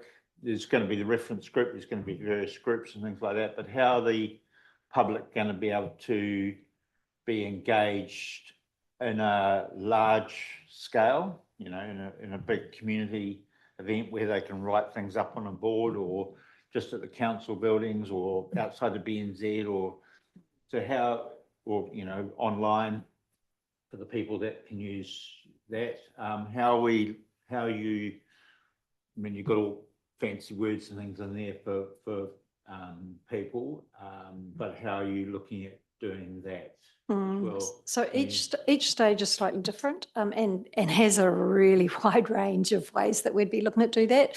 So so perhaps if I just give examples rather than, because it's like I say, there'll be a detailed plan for each phase, but just to try to give you confidence, we are looking at making sure that people can give anything from the one-off sort of thumbs up, thumbs down as they come out of the supermarket kind of feedback through to something that's much more detailed. It will be a mixture of online and in-person things. I would love for us to be, we know that we want to hear particularly from youth and young families who are the ones who will be here over the next 30 years to use these sorts of fun activities. And so what is it that we could do with any of the schools around projects in term one next year? What is it that we can do? So yes, there'll be pop-up opportunities. Yes, there'll be online opportunities. There'll be a really wide range. And we've got, that's why we've got a dedicated comms and engagement advisor sitting in the project team, so that we can actually make sure that we've got that sort of range of methods for each of the stages. Yeah. Schools are good, particularly, you know, secondary schools and things like that, because they're going to, you know, the decisions we make the decisions we make everywhere as public, as adults, you know, it's going to affect younger generations, and for secondary schools particularly, to have an opportunity to put some input in, that'd be fantastic.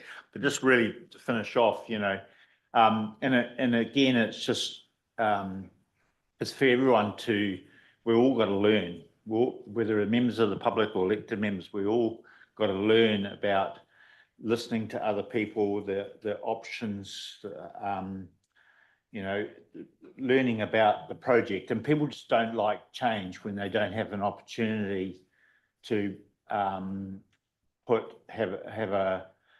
to learn about the change and what you're trying to achieve. And they put their perception across, their ideas across, and you put your ideas across. So it's a big learning game, and to get a real buy-in with everybody. So yeah, that public engagement, I think it goes without saying, really needs to be really, really strong, and in all different levels for different generations who can use electronic or in person.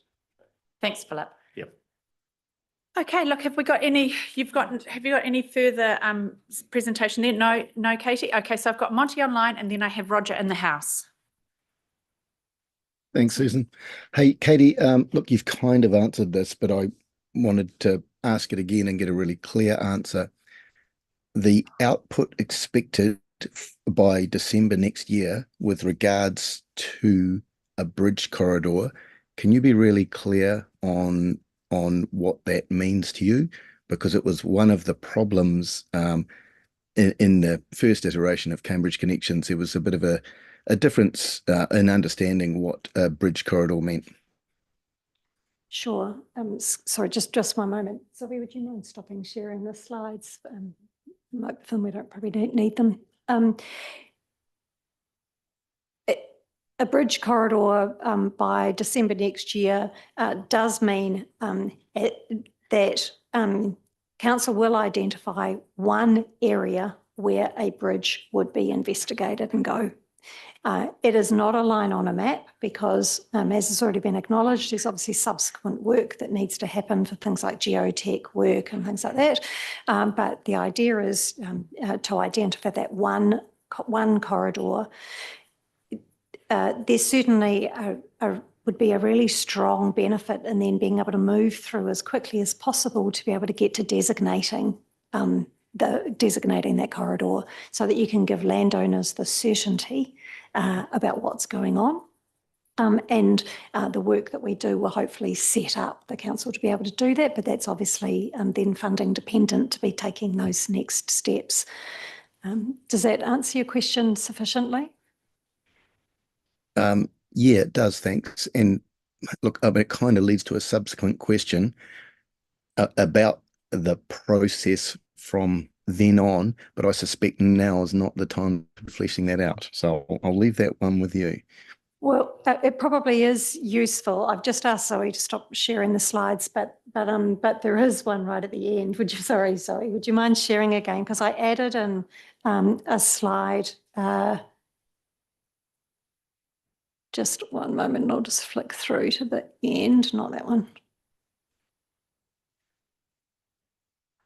Surely it's here. There we go. All right. So this slide gives you a sense of what the key steps are once a corridor is determined by council, which happens before we even get to this slide.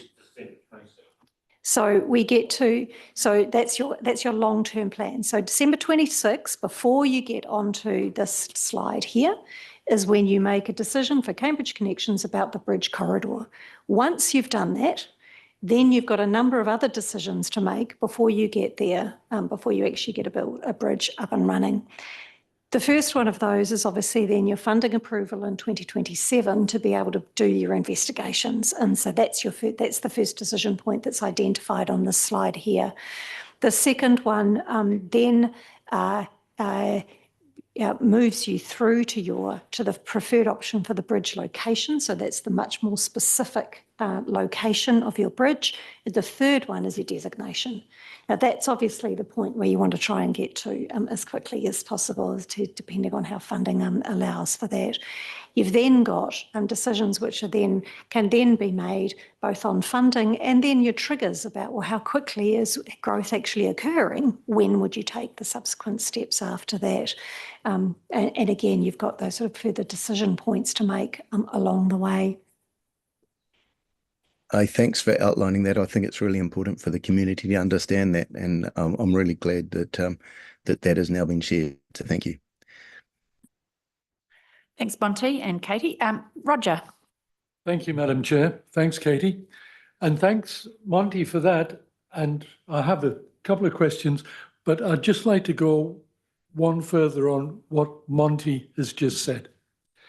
And now we may or may not have a question on the definition of the word corridor. Is a corridor if you like, the width of a particular street, or is it as a broad corridor that may again be a blue blob, 5 streets? Because if it's a blue blob about 5 streets, we've got another problem again. So it needs to be kind of defined and specific to some form of roading corridor. It will not be possible to get to a road corridor, not just in the time available, but without doing the subsequent steps like things like geotech assessment. So we will end up needing to come up and we'll make sure we define for the community what corridor means. A corridor that won't be blue. A blue blob. It won't be blue, but yes, it will need to be an area like that. So it will look a little bit like that kind of scale. There is no way that you can jump beyond that without a decision by council, a specific decision by council that that is the preferred area, corridor, for you to then be able to commit to further investigations. I think I foresee that again, we'll have a challenge with the community there because they will see no difference to the output that we had on a blue blob to the output that we've got on a red corridor or a yellow corridor. It's just a change in word. Yeah, just going on to what my questions were. And it's to do with the project governance group. And I see that in our recommendations, we have got a single recommendation that that asks us to identify who the specific people will be appointed to that project group. Now, I'm just wondering whether that's appropriate, because all barring Monty, and Monty, you're quite lucky really, but Monty's the only one whose position is actually there and guaranteed. So it seems pointless us making a choice of who those people should be when there's a chance that any we appoint may not be there in 6 weeks' time or 8 weeks' time. So I'm suggesting that we can't do that because it wouldn't be relevant and there's no certainty of them being there. So that's the first question. Katie, do you want me to answer that, or are you? Yes. Yeah. Look, you raised a really good point, Roger, and I guess I'm really mindful of a handful of things here, and one is that I don't want to lose any more time on this, frankly, and I suspect the people of Cambridge probably don't want either. So look, I've thought about this long and hard, and I'm advised that it is a mayoral prerogative to appoint membership for a PGG of this nature. I'm really looking for continuity in this, mindful of the issues you've raised, Roger, around the election and so on and so forth.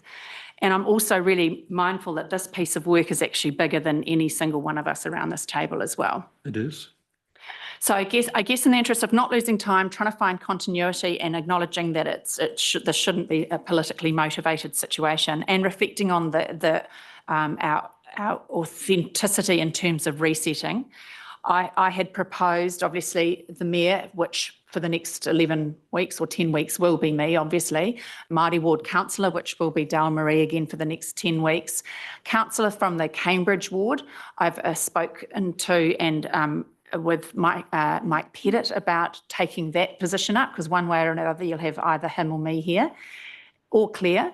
But if we're honest in terms of the reflecting the reset, that put Claire, Roger and Liz out of the running. So I've thought about this long and hard. So and Mike has, on reflection, felt that he would happily take that nomination up.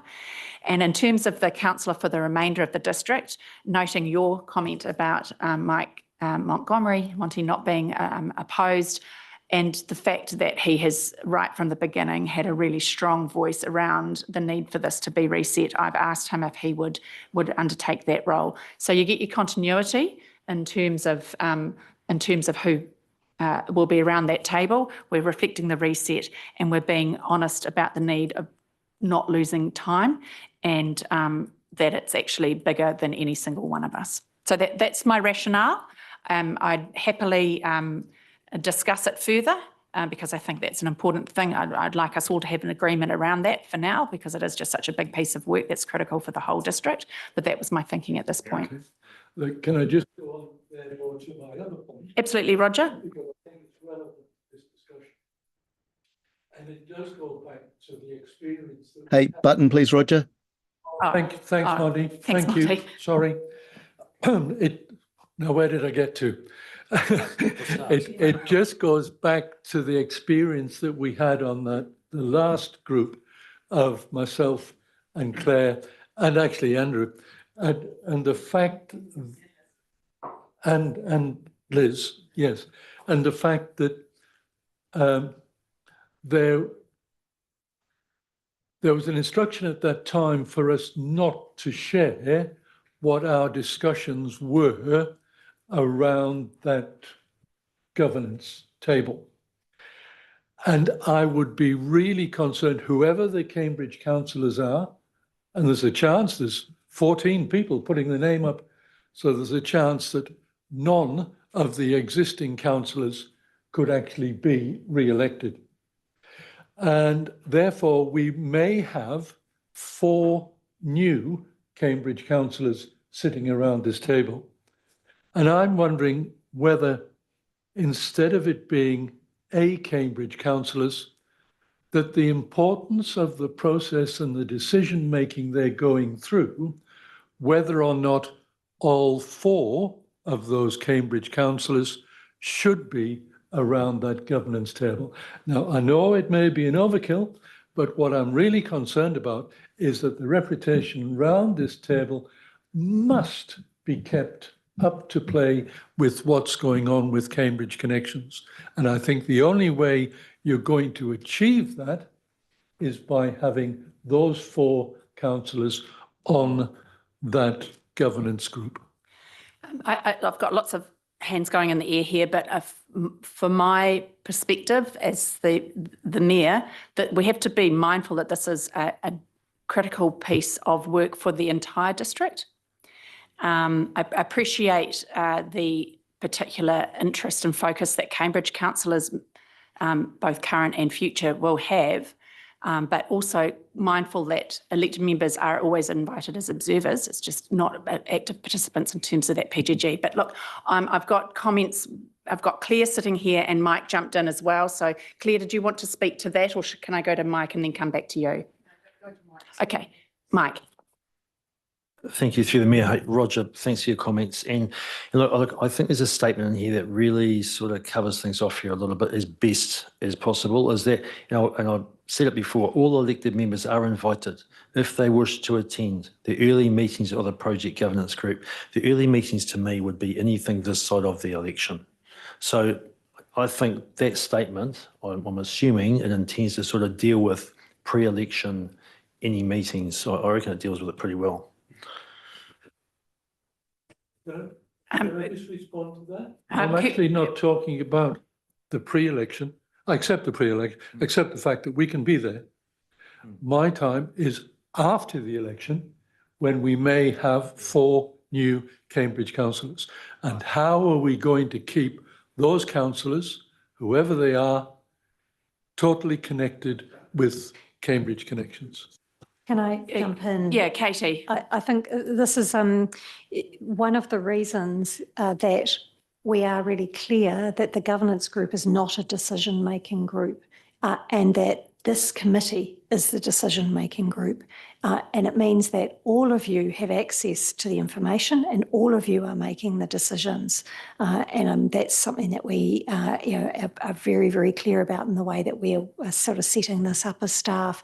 And I think that really takes the need away from having all Cambridge councillors involved in in a group that has a different purpose now than it had last time, deliberately learning that lesson from last time.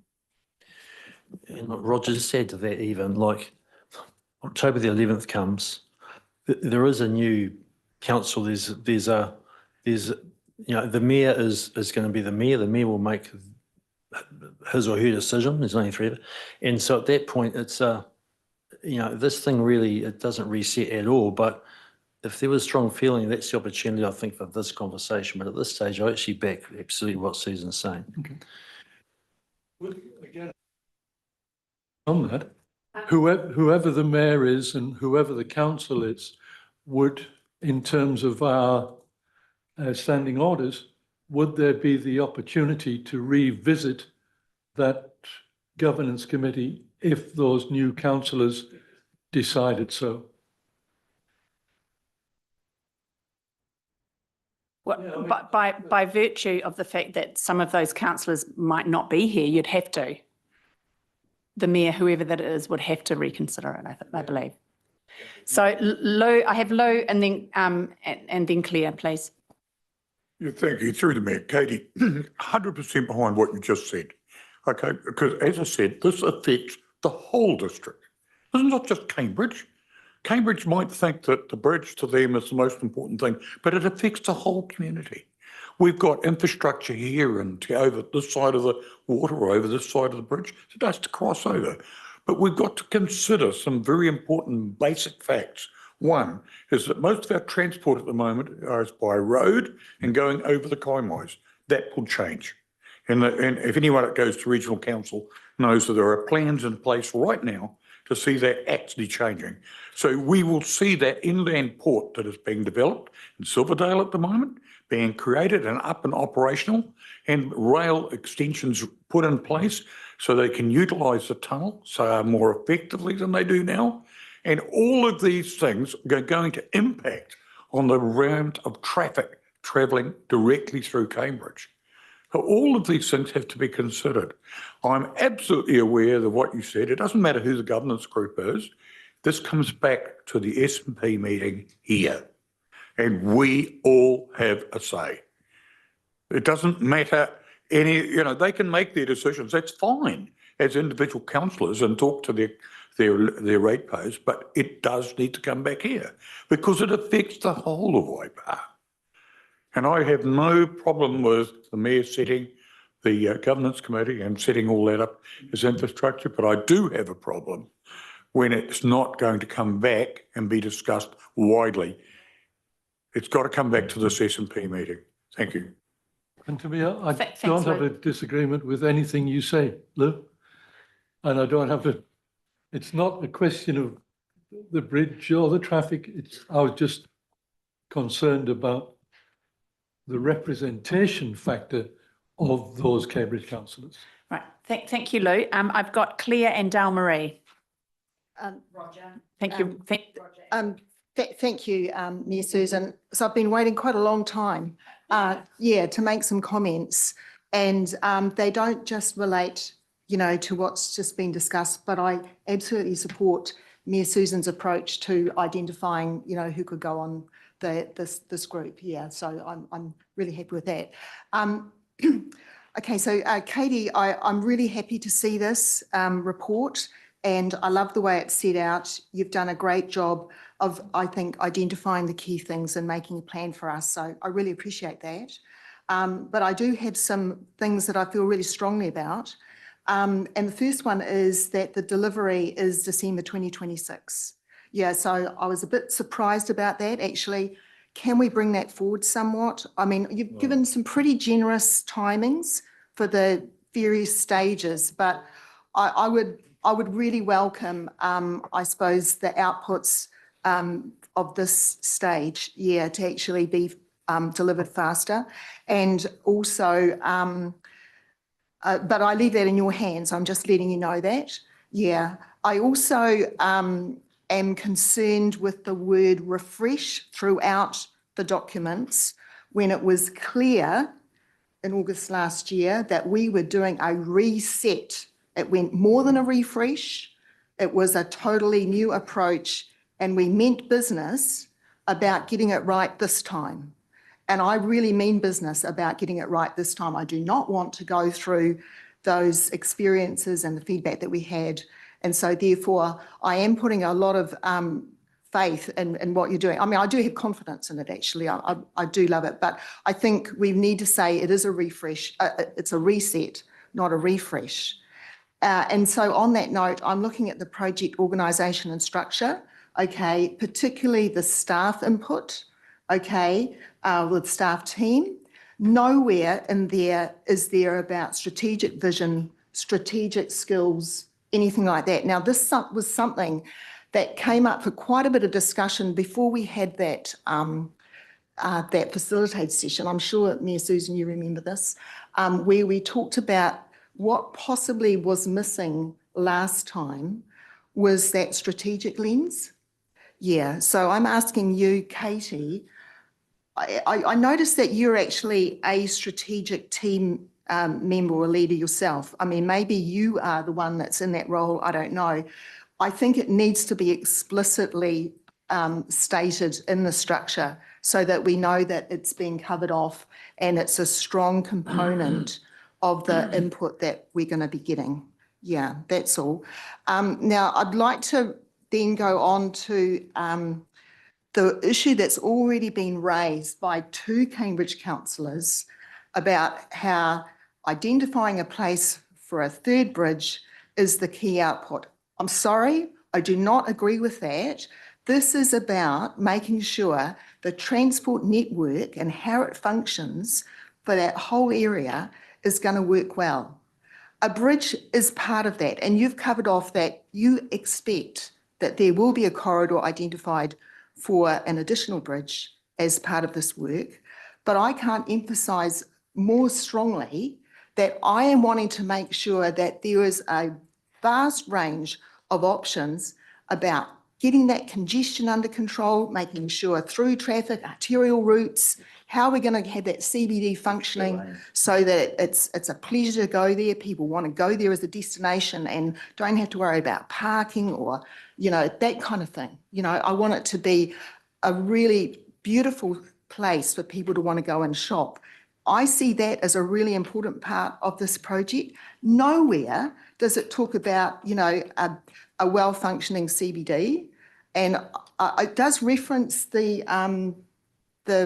I think the concept plan, the Cambridge concept plan, but I think it could be emphasised more. Certainly in the describing the purpose, that it's talking about supporting growth, reducing consequential growth pressures on the transportation and mobility functions of the roading network, particularly in the CBD. Anyway, I'd really like that. And then the last comment that I want to focus on is the process that you've laid out. And I feel that all of us have to buy into that process, you know, those steps, and what outputs are going to be at each step and the level of detail that they will be.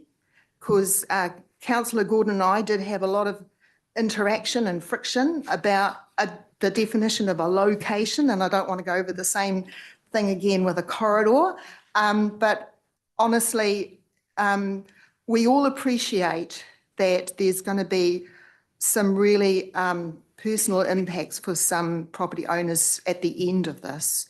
And we've got to make sure we manage the process, that everyone understands, you know, this step's going to deliver this and it should protect you in this way. You know, it's only at the later stages, and then we've got a plan in place and things like that. And I agree totally with you pointing out that we can't define a sort of a narrow area without doing quite technical work. That will take time. Yeah. So I want us, all the elected members, to buy into, to support that process so that we don't get pressure to say, no, we've got to have this output at this point now when it's not appropriate. That's all. Yeah. So I am looking forward to, I think, more information on the communication plan. Yeah. Because I think we all agree that that's a critical part of this story for it to be a success. But yeah, that's it. Thank you. Yeah. Thank you. Yeah. Thanks, Claire. Thanks for your comments. And there certainly has to be a perspective run over this, doesn't it? It is greater than just a bridge, and it is greater than any one person around this table. So any other, Damarie. I just got a quick last thing to say, Katie. Thank you for your work in the presentation today. But I think, like most of us, if we're not here, there is plenty of opportunity for us to join the community groups to keep saying our say. Tēnā tātou, or the community board. Tēnā tātou. Kia ora, Damarie. Look, any other conversation before we address the recommendations that we have there? Look, I just want to echo that sentiment, Damarie. Thank you, Katie. Roger? Yes, I'm sorry, you said if there's any last points. Questions? Question, is it appropriate for me then, through you, Madam Chair, to support Claire in the comment that she just made regarding the importance of other aspects of this plan, congestion, parking, northing, and it's the short-term solution which is equally as important as, in fact, is probably as important as the long-term. But the long-term solution may have an impact on how we deal with that short-term solution. Good, thank you. No, I don't think that anybody around this table would disagree with that statement at all. I mean, that's the intention behind this body of work, right? But I just wanted to acknowledge Katie for her work in this area. When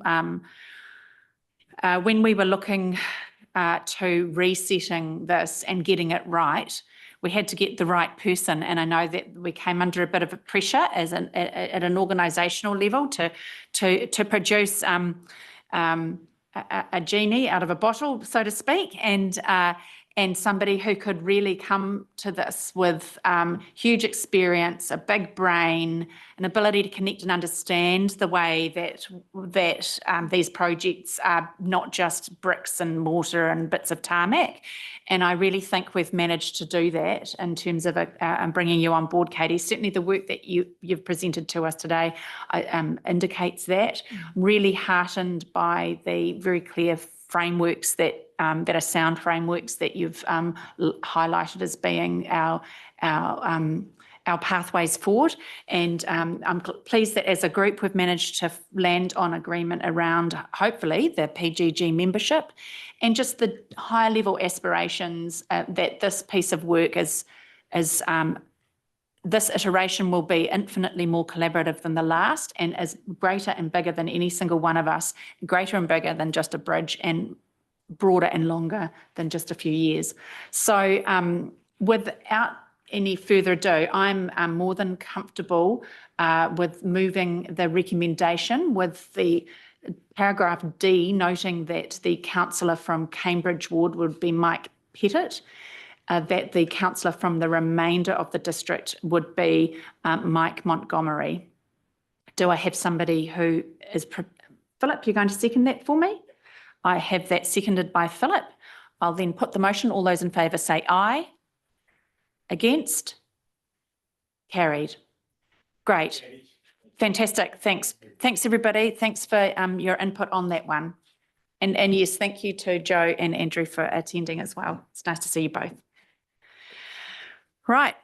Our last item on our agenda today, it's been a very action-packed and fulsome and interesting agenda, is the Anchor Institution Framework and Implementation. Kirsty's going to introduce this one and Katie will remain in the hot seat as she will walk us through the paper. So the floor is yours. Nice to have you both here. Tēnā koutou katoa. I just want to acknowledge that Katie has authored this report, and the purpose of that is to provide you with an update of achievements for the 24-25 year and to seek approval for the draft implementation plan for the 25-26 year. But before I hand over to Katie to lead you through that process, I just thought that there was some merit in providing some contextual background just to set the scene, because I know that we've talked about Anchor Institution Framework, Implementation Plan, but it's something that still we can do more in terms of communicating what that is not only within our organisation, but also for our communities. So as you're aware, over a number of years, we developed Ahuaki, our Waipā Community Spatial Plan, providing a 30-year blueprint for our district.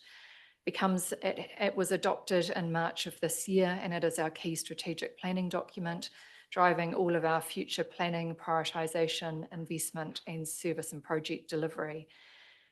What we recognised in developing Ahuaki was that it isn't possible for council to effectively deliver everything in and of ourselves, that we need to collaborate and work in partnership with mana whenua and iwi, with key stakeholders, with community organisations, businesses, and our wider community. So in April last year, this council adopted the Anchor Institution Framework, and in June of last year, an implementation plan. And it has a number of component parts, and they have been driven through the organisation.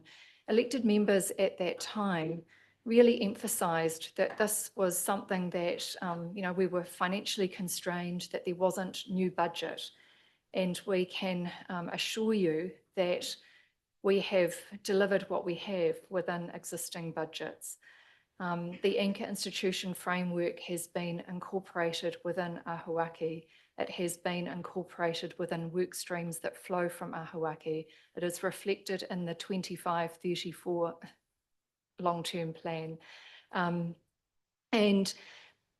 We will be bringing a report to you, to council, at the end of August, which will be a summary plan for Ahuaki implementation for this current financial year, 25-26. That will ensure integration of the Anchor Institution Framework and alignment within that Ahuaki implementation plan. This is about ensuring that we work effectively and efficiently. It is how we go about our business, working in collaboration and partnership, that we leverage off opportunities and challenges to maximise the value for our community, with community wellbeing very much at the heart. So with that said, I would just now like to hand over to Katie to lead you through the report and attachments. However, just before I do that, just one heads up, there is reference to Appendix 1 as being the Anchor Institution Framework. What you have there is the report. You don't have the framework itself. However, that has been added as tab 11 and is available to you on page 347 of Diligent, so for completeness. Thank you. Thanks, Kirsty. Katie. Yeah, thank you. Look, I'd just first like to mihi the work of Kirsty and Joy Mickelson, who really have driven the Anchor Institution Framework, both the development for council and then the implementation over the past year. And so I'm here really in support of Kirsty because she's had actually just an enormous workload. So that's why you get a sort of a 2-for-1 deal from us today and moving forward as well. And so I'll continue to support Kirsty in this work. So I'll obviously take the reports as read. What I'd like to do is perhaps make a couple of observations overall about how well the staff have done to be able to deliver 11 of the 13 actions in this past year within the scope that's already been provided, and good rationale why those last 2 haven't been progressed. I think that one of the things that we've been cognizant of as we've thought about, well, how do we want to focus our attention this upcoming year, is to make sure that we build on the work that was done last year, which by necessity in year 1 was quite internally focused about getting our own house in order. And then thinking this year to be able to move to continue to do that, but then be able to leverage, as Kirsty says, the partnerships that we've got with other organisations around the district and region. And that's really the sort of shift that you'll see overall in flavour between last year and this year, for good reason. As Kirsty said, there is nothing new in here beyond what you've already approved in the long-term plan. In that regard, it's BAU. And I think the thing that we just keep reinforcing to staff is the old New World ad. It's not what you do, it's the way that you do it that gets results. And that's what this is about, that our BAU activities then put within that anchor institution framework and that lens to be able to bring to the work. So that's what we've deliberately done this upcoming year. And you'll see that the initiatives are therefore reasonably broad in nature in the way they're described, with some examples, so that we don't get really prescriptive about something that may happen in 10 months' time if that actually isn't the way that the opportunity arrives with partners. But we've got a frame within which to work, and that's the way we try and bite things off, both for last year and this year. But happy to take any comments. Thanks, Katie. Great summary of the paper and it's what underpins it. Claire. Yes, thanks, Katie and Kirsty, and I'm pleased to see it because I like the framework, I guess, of the anchor institution, and I mean that was what you said about the business as usual, really, and it's more about how you do things than introducing new ways. Yeah, so I sort of did take that on board. I guess my concerns are around those comments in the achievements part of it, like I'm looking on page 337, or so I might be page 1 or page 2 of the achievements, the red one about development and implementation of ongoing monitoring, analysis and reporting of council spend and the benefits realised. Because something that I'm really strong on is to make sure that we can report on the achievements and specifically quantify them. And I remember when we were adopting the anchor institution framework, Kirsty, you did give some excellent examples of how some councils overseas had been able to track through the impact that their spending choices had made, not only for themselves, but for the wider community. Yes, I'm quite keen that we are going to continue with plans to develop the capability to track spend in that area.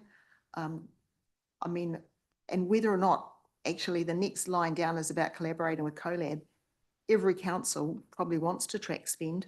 Yeah, why aren't we doing this as collaboration with all the councils and use CoLab to lead it? And also look at other ways, you know, to make use of AI tools and things to increase productivity and or make it easier to collect the data and stuff like that. Yeah, so I'm really keen that might happen. I'm really pleased to see the work that's been done in the employment space. There's been quite a bit mentioned about the partnerships or the collaborations, like with Waikato Tainui and some of the other iwi entities, but they're not the only ones. And in fact, I thought what was missing was some of our big employers. And then I realised, actually, we've never had a report on who are the big employers in Waipā. We don't even know who they are. I can guess some of them. And I was thinking also of ones just outside the borders, actually, you know, like Waikeria Prison or something, and Waikato University, I think, whatever. Well, yeah, so I'm not saying that you have to spend heaps to do this work, but I think, you know, just tweaking it at the edges, I think would make it much more valuable. That's all. Yeah, but I'm really encouraged with the stuff that you have reporting. I think you said that there was, what was that one there? I think that you've been working on the customer requests and their, yeah, how quickly they're resolved. And that's really important to elected members. Yeah, so congratulations on that. Yeah, and yeah, looking forward to more work in that space. Yeah, thank you for that feedback. So we'll note around the employers, and just to pick up your point around financial reporting, that's one of the actions that's absolutely carried through into this year for that very reason, both the opportunity through CoLab as well as thinking the broader umbrella about improving our financial reporting. So that's certainly something we'll be picking up. I'd just like to respond to that. It's not just financial reporting, it's being able to quantify sometimes the people impacts. Yeah, and that, so it doesn't always, I mean, what my experience has been with my business degree is that you, for like people time, or you can do outcome measures, but even if you just use a standard hourly rate and say, you know, this stuff takes a short amount of time or stuff like that, it might not be accurate, because I think that's one of the criticisms I'd have, oh, it wouldn't actually reflect, you know, the actual rate. No, but it's a measure that you can apply across a lot of different sectors or areas and at least have a gauge of what it might be delivering. Yeah, thanks. Any other questions for Kate? Right, Liz. Thank you. Hey, look, I have no problem with the report. I think that a lot of the work that has been done and what we're hoping to do is, you know, is really great stuff for the community. But one of the things I guess I'm a little bit nervous about is the direction that central government are pushing us in around the removal of the 4 well-beings. So I'm really interested in your thoughts around this. You know, I don't want to be out of step with government's direction. I don't want to get into any more trouble with them than we already have been in the last 6 months. So I'm really interested in your thoughts. You know, we've been told the first reading is passed.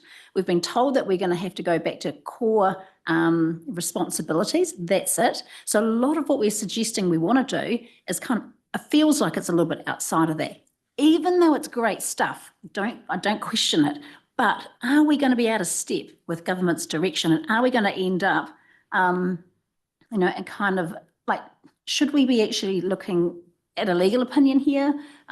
Should this go to our Audit and Risk Committee? I just want to understand what risk we might be exposing ourselves to when that, you know, when that direction formally comes to us, which will be, I believe, by the end of this year. So just really interested in that space right now. Yeah, thank you. And that's actually something I meant to raise when I introduced the paper. So thank you. That is something that, so the definition of what core services is proposed to be is something that we looked at when we were putting together the implementation plan for this year, because we are really cognizant of that criticism from central government. And certainly that's why you'll see that focus still on procurement, clearly a core service, you know, and the same around the other partnerships that we've got. The partnerships are then to drive the business that's been approved through the long-term plan. So we're certainly confident as staff that we're not stepping outside what is defined at the moment in the bill as being core services for that very reason. Maybe just to add to that, as we talked about right at the beginning, we've articulated our strategic direction through Ahuaki in terms of and ensuring that we successfully deliver on our vision to build connected communities. We have checked in with elected members along the way, recognising that there was this proposed change to the Local Government Act in terms of our, what we call our North Star, the direction in which we're heading. So I think, you know, the well-beings have come and gone from the Act. You haven't seen a complete, I guess, redirection with that. So, you know, what we heard from elected members was, no, that we were to maintain the course with that, that North Star with Ahuaki, with our vision and the community outcomes that we're seeking to achieve, but also ensuring that we are acting in compliance with the legislation. So that legislation hasn't yet been enacted. We are actively monitoring and will be turning our minds to that as it is, in terms of what are the, you know, the consequential impacts. But yeah, as Katie said, we don't believe that we are acting outside at this point in time. Thank you. Thanks for that clarification. I have Mike and then Lou. Thank you, through the Mayor. Yeah, hey, Kirsty, also, look, on top of that, what you've sort of said, this is a living document, and there's probably, you know, it's a very appropriate time, those words with, you know, it lurches from one government to the other, unfortunately, and just an example of where council's stuck in the middle of it, and Waters would be an example of that. So I'm pleased I'm hearing what you've got as an eye on the horizon. At least you sort of know the intent of what's coming without the detail. And I guess as elected members, we need to keep a pretty close eye on that too in terms of these strategic documents. One of the things I'm really sort of irks me, and it's around the framework pillar procurement. And I think this is something we need to go beyond what's here. And I'm really talking about procurement when I talk about component services, it talks about here, I'm really talking about core infrastructure services that we have to pay for to get infrastructure done in and around our district. Yeah, I'd really like to see this really strengthened or a subset of what's in there now. And look at the expertise of who, like our documents that are put together to go out for contract. It gets back to, and I don't think there's too many argue here that, and I don't know the numbers, but a lot of contracts come back and they go over budget. And we've talked about it before, and I really would like it sort of in here somewhere that the methodology or, it's almost, have we got the right expertise in the organisation as a governor? Do we need some additional support there to tighten up some of these contracts? Because it seems like there's holes in a lot of them where variations are just unreasonably lucrative. Yeah, you make a good point. I don't know if it's particularly, it's sort of outside the scope of the conversation before us today. And we do have a procurement policy in terms of our contracts and is weighted for local businesses. So probably slightly outside of the conversation today, but I'll just see if Katie or Kirsty have anything they want to respond to in respect to your comments you've raised, Mike. Sure. I think this is part of the continual improvement program that we need to have, like you say, so that we do have that financial rigour with the way we're managing the contracts to avoid overspend and to make sure that we're really clear up front what the level of risk is that we're actually taking on with the contract. So I think that's something that we can and should sort of pick up in that way. Lou. Yeah, thank you, through Mayor. I totally concur with what you're just saying, Mike. I'm right down, so I should call you Councillor Petit, Mike. Well, I just want to make one comment, is that really we would like to see as an anchor institution our CCO. Our water CCO will be an anchor institution. We need to consider that with this whole environment because it actually is an overarching body that we need to have some input and some flexibility with, but also procurement and all the rest. We want to be able to utilise that facility within our own council.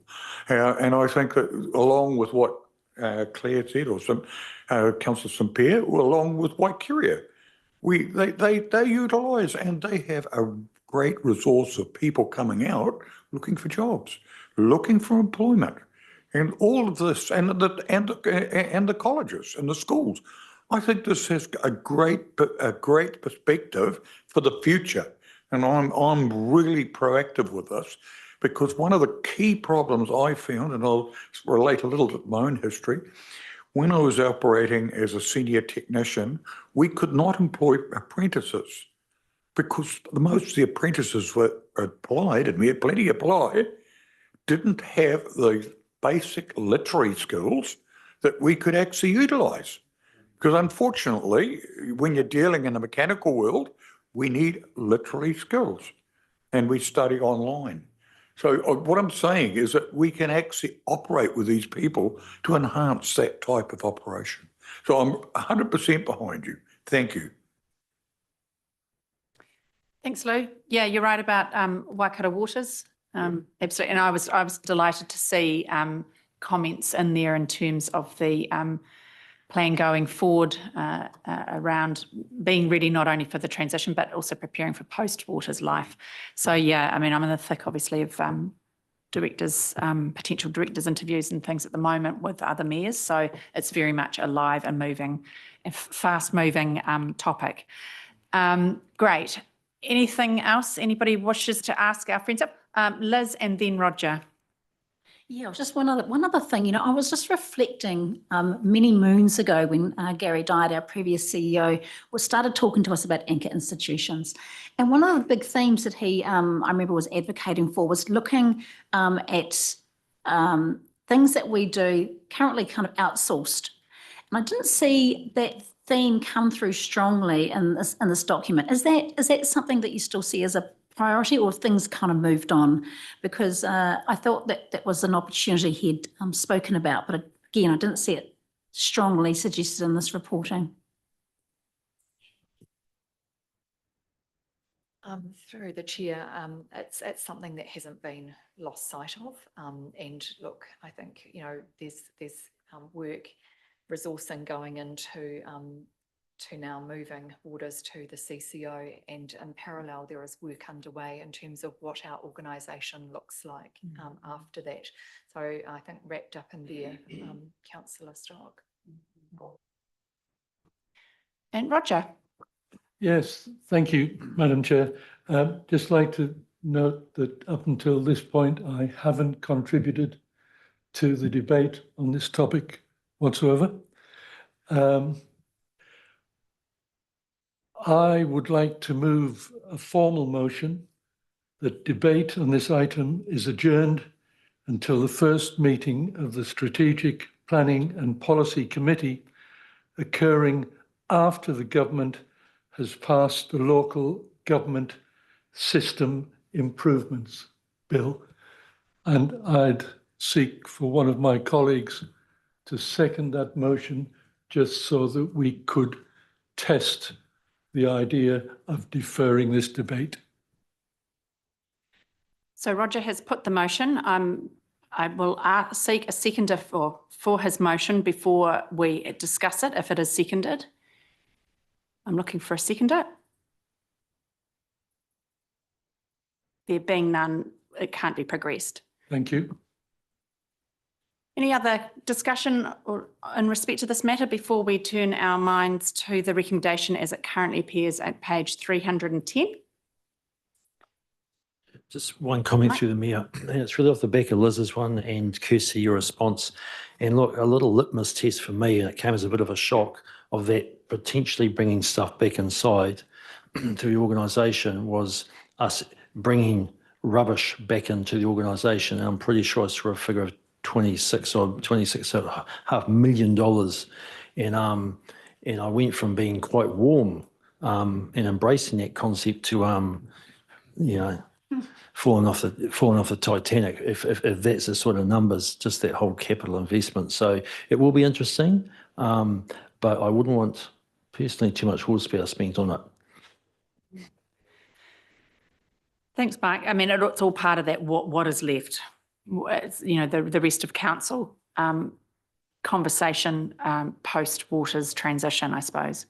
So look, I shall bring this discussion to a conclusion, drawing our attention to the recommendation to receive Katie's report, note the achievements appearing in the implementation document, and then approving the draft Anchor Institution Implementation Plan for 25-26. Lou, you're going to move that for me. I'll be looking for a seconder. Claire will second that. I shall put the motion. All those in favour say aye. Against? Yes, Madam. Roger, you're against? Yeah. Did you want your opposition recorded? Yes, they do. And obviously I've circulated with council. 10-4. Excellent. What my thoughts were on this. So it wasn't Okay, if I thank you. didn't have an opinion. Yes, thank you, Roger. So, Roger, I'm just trying to, you said I may do. Do you want it recorded against, yes or no? Against, yes, please. Yes, please. Okay, Yeah. fantastic. Great. Look, that brings our last SPNP meeting for this triennium to a conclusion. The next one obviously will be with a different matrix of people around this table. And look, I just wanted to, first of all, thank Kirsty and her team.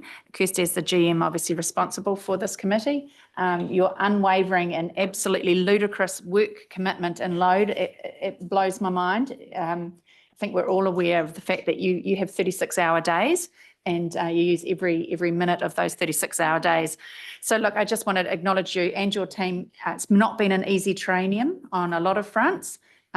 So just wanted to thank you there. And I also wanted to acknowledge all of the members of this committee, and Liz for her chairing in the earlier triennium, and Monty for his previous life as a deputy, and Mike for his current iteration as deputy. So just acknowledging all our collective work in that space to get us to where we are today.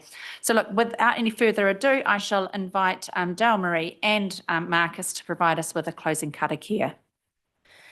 Kia ora tātou, I runga I te kōrero o te manukura ai he mihi nui kia koutou I tēnei wā, I roto I tēnei hui o te SPMP, a muri te karakia, ka taku whakaro o taku hua, ka tū mātou I te aroha, te waiata te aroha.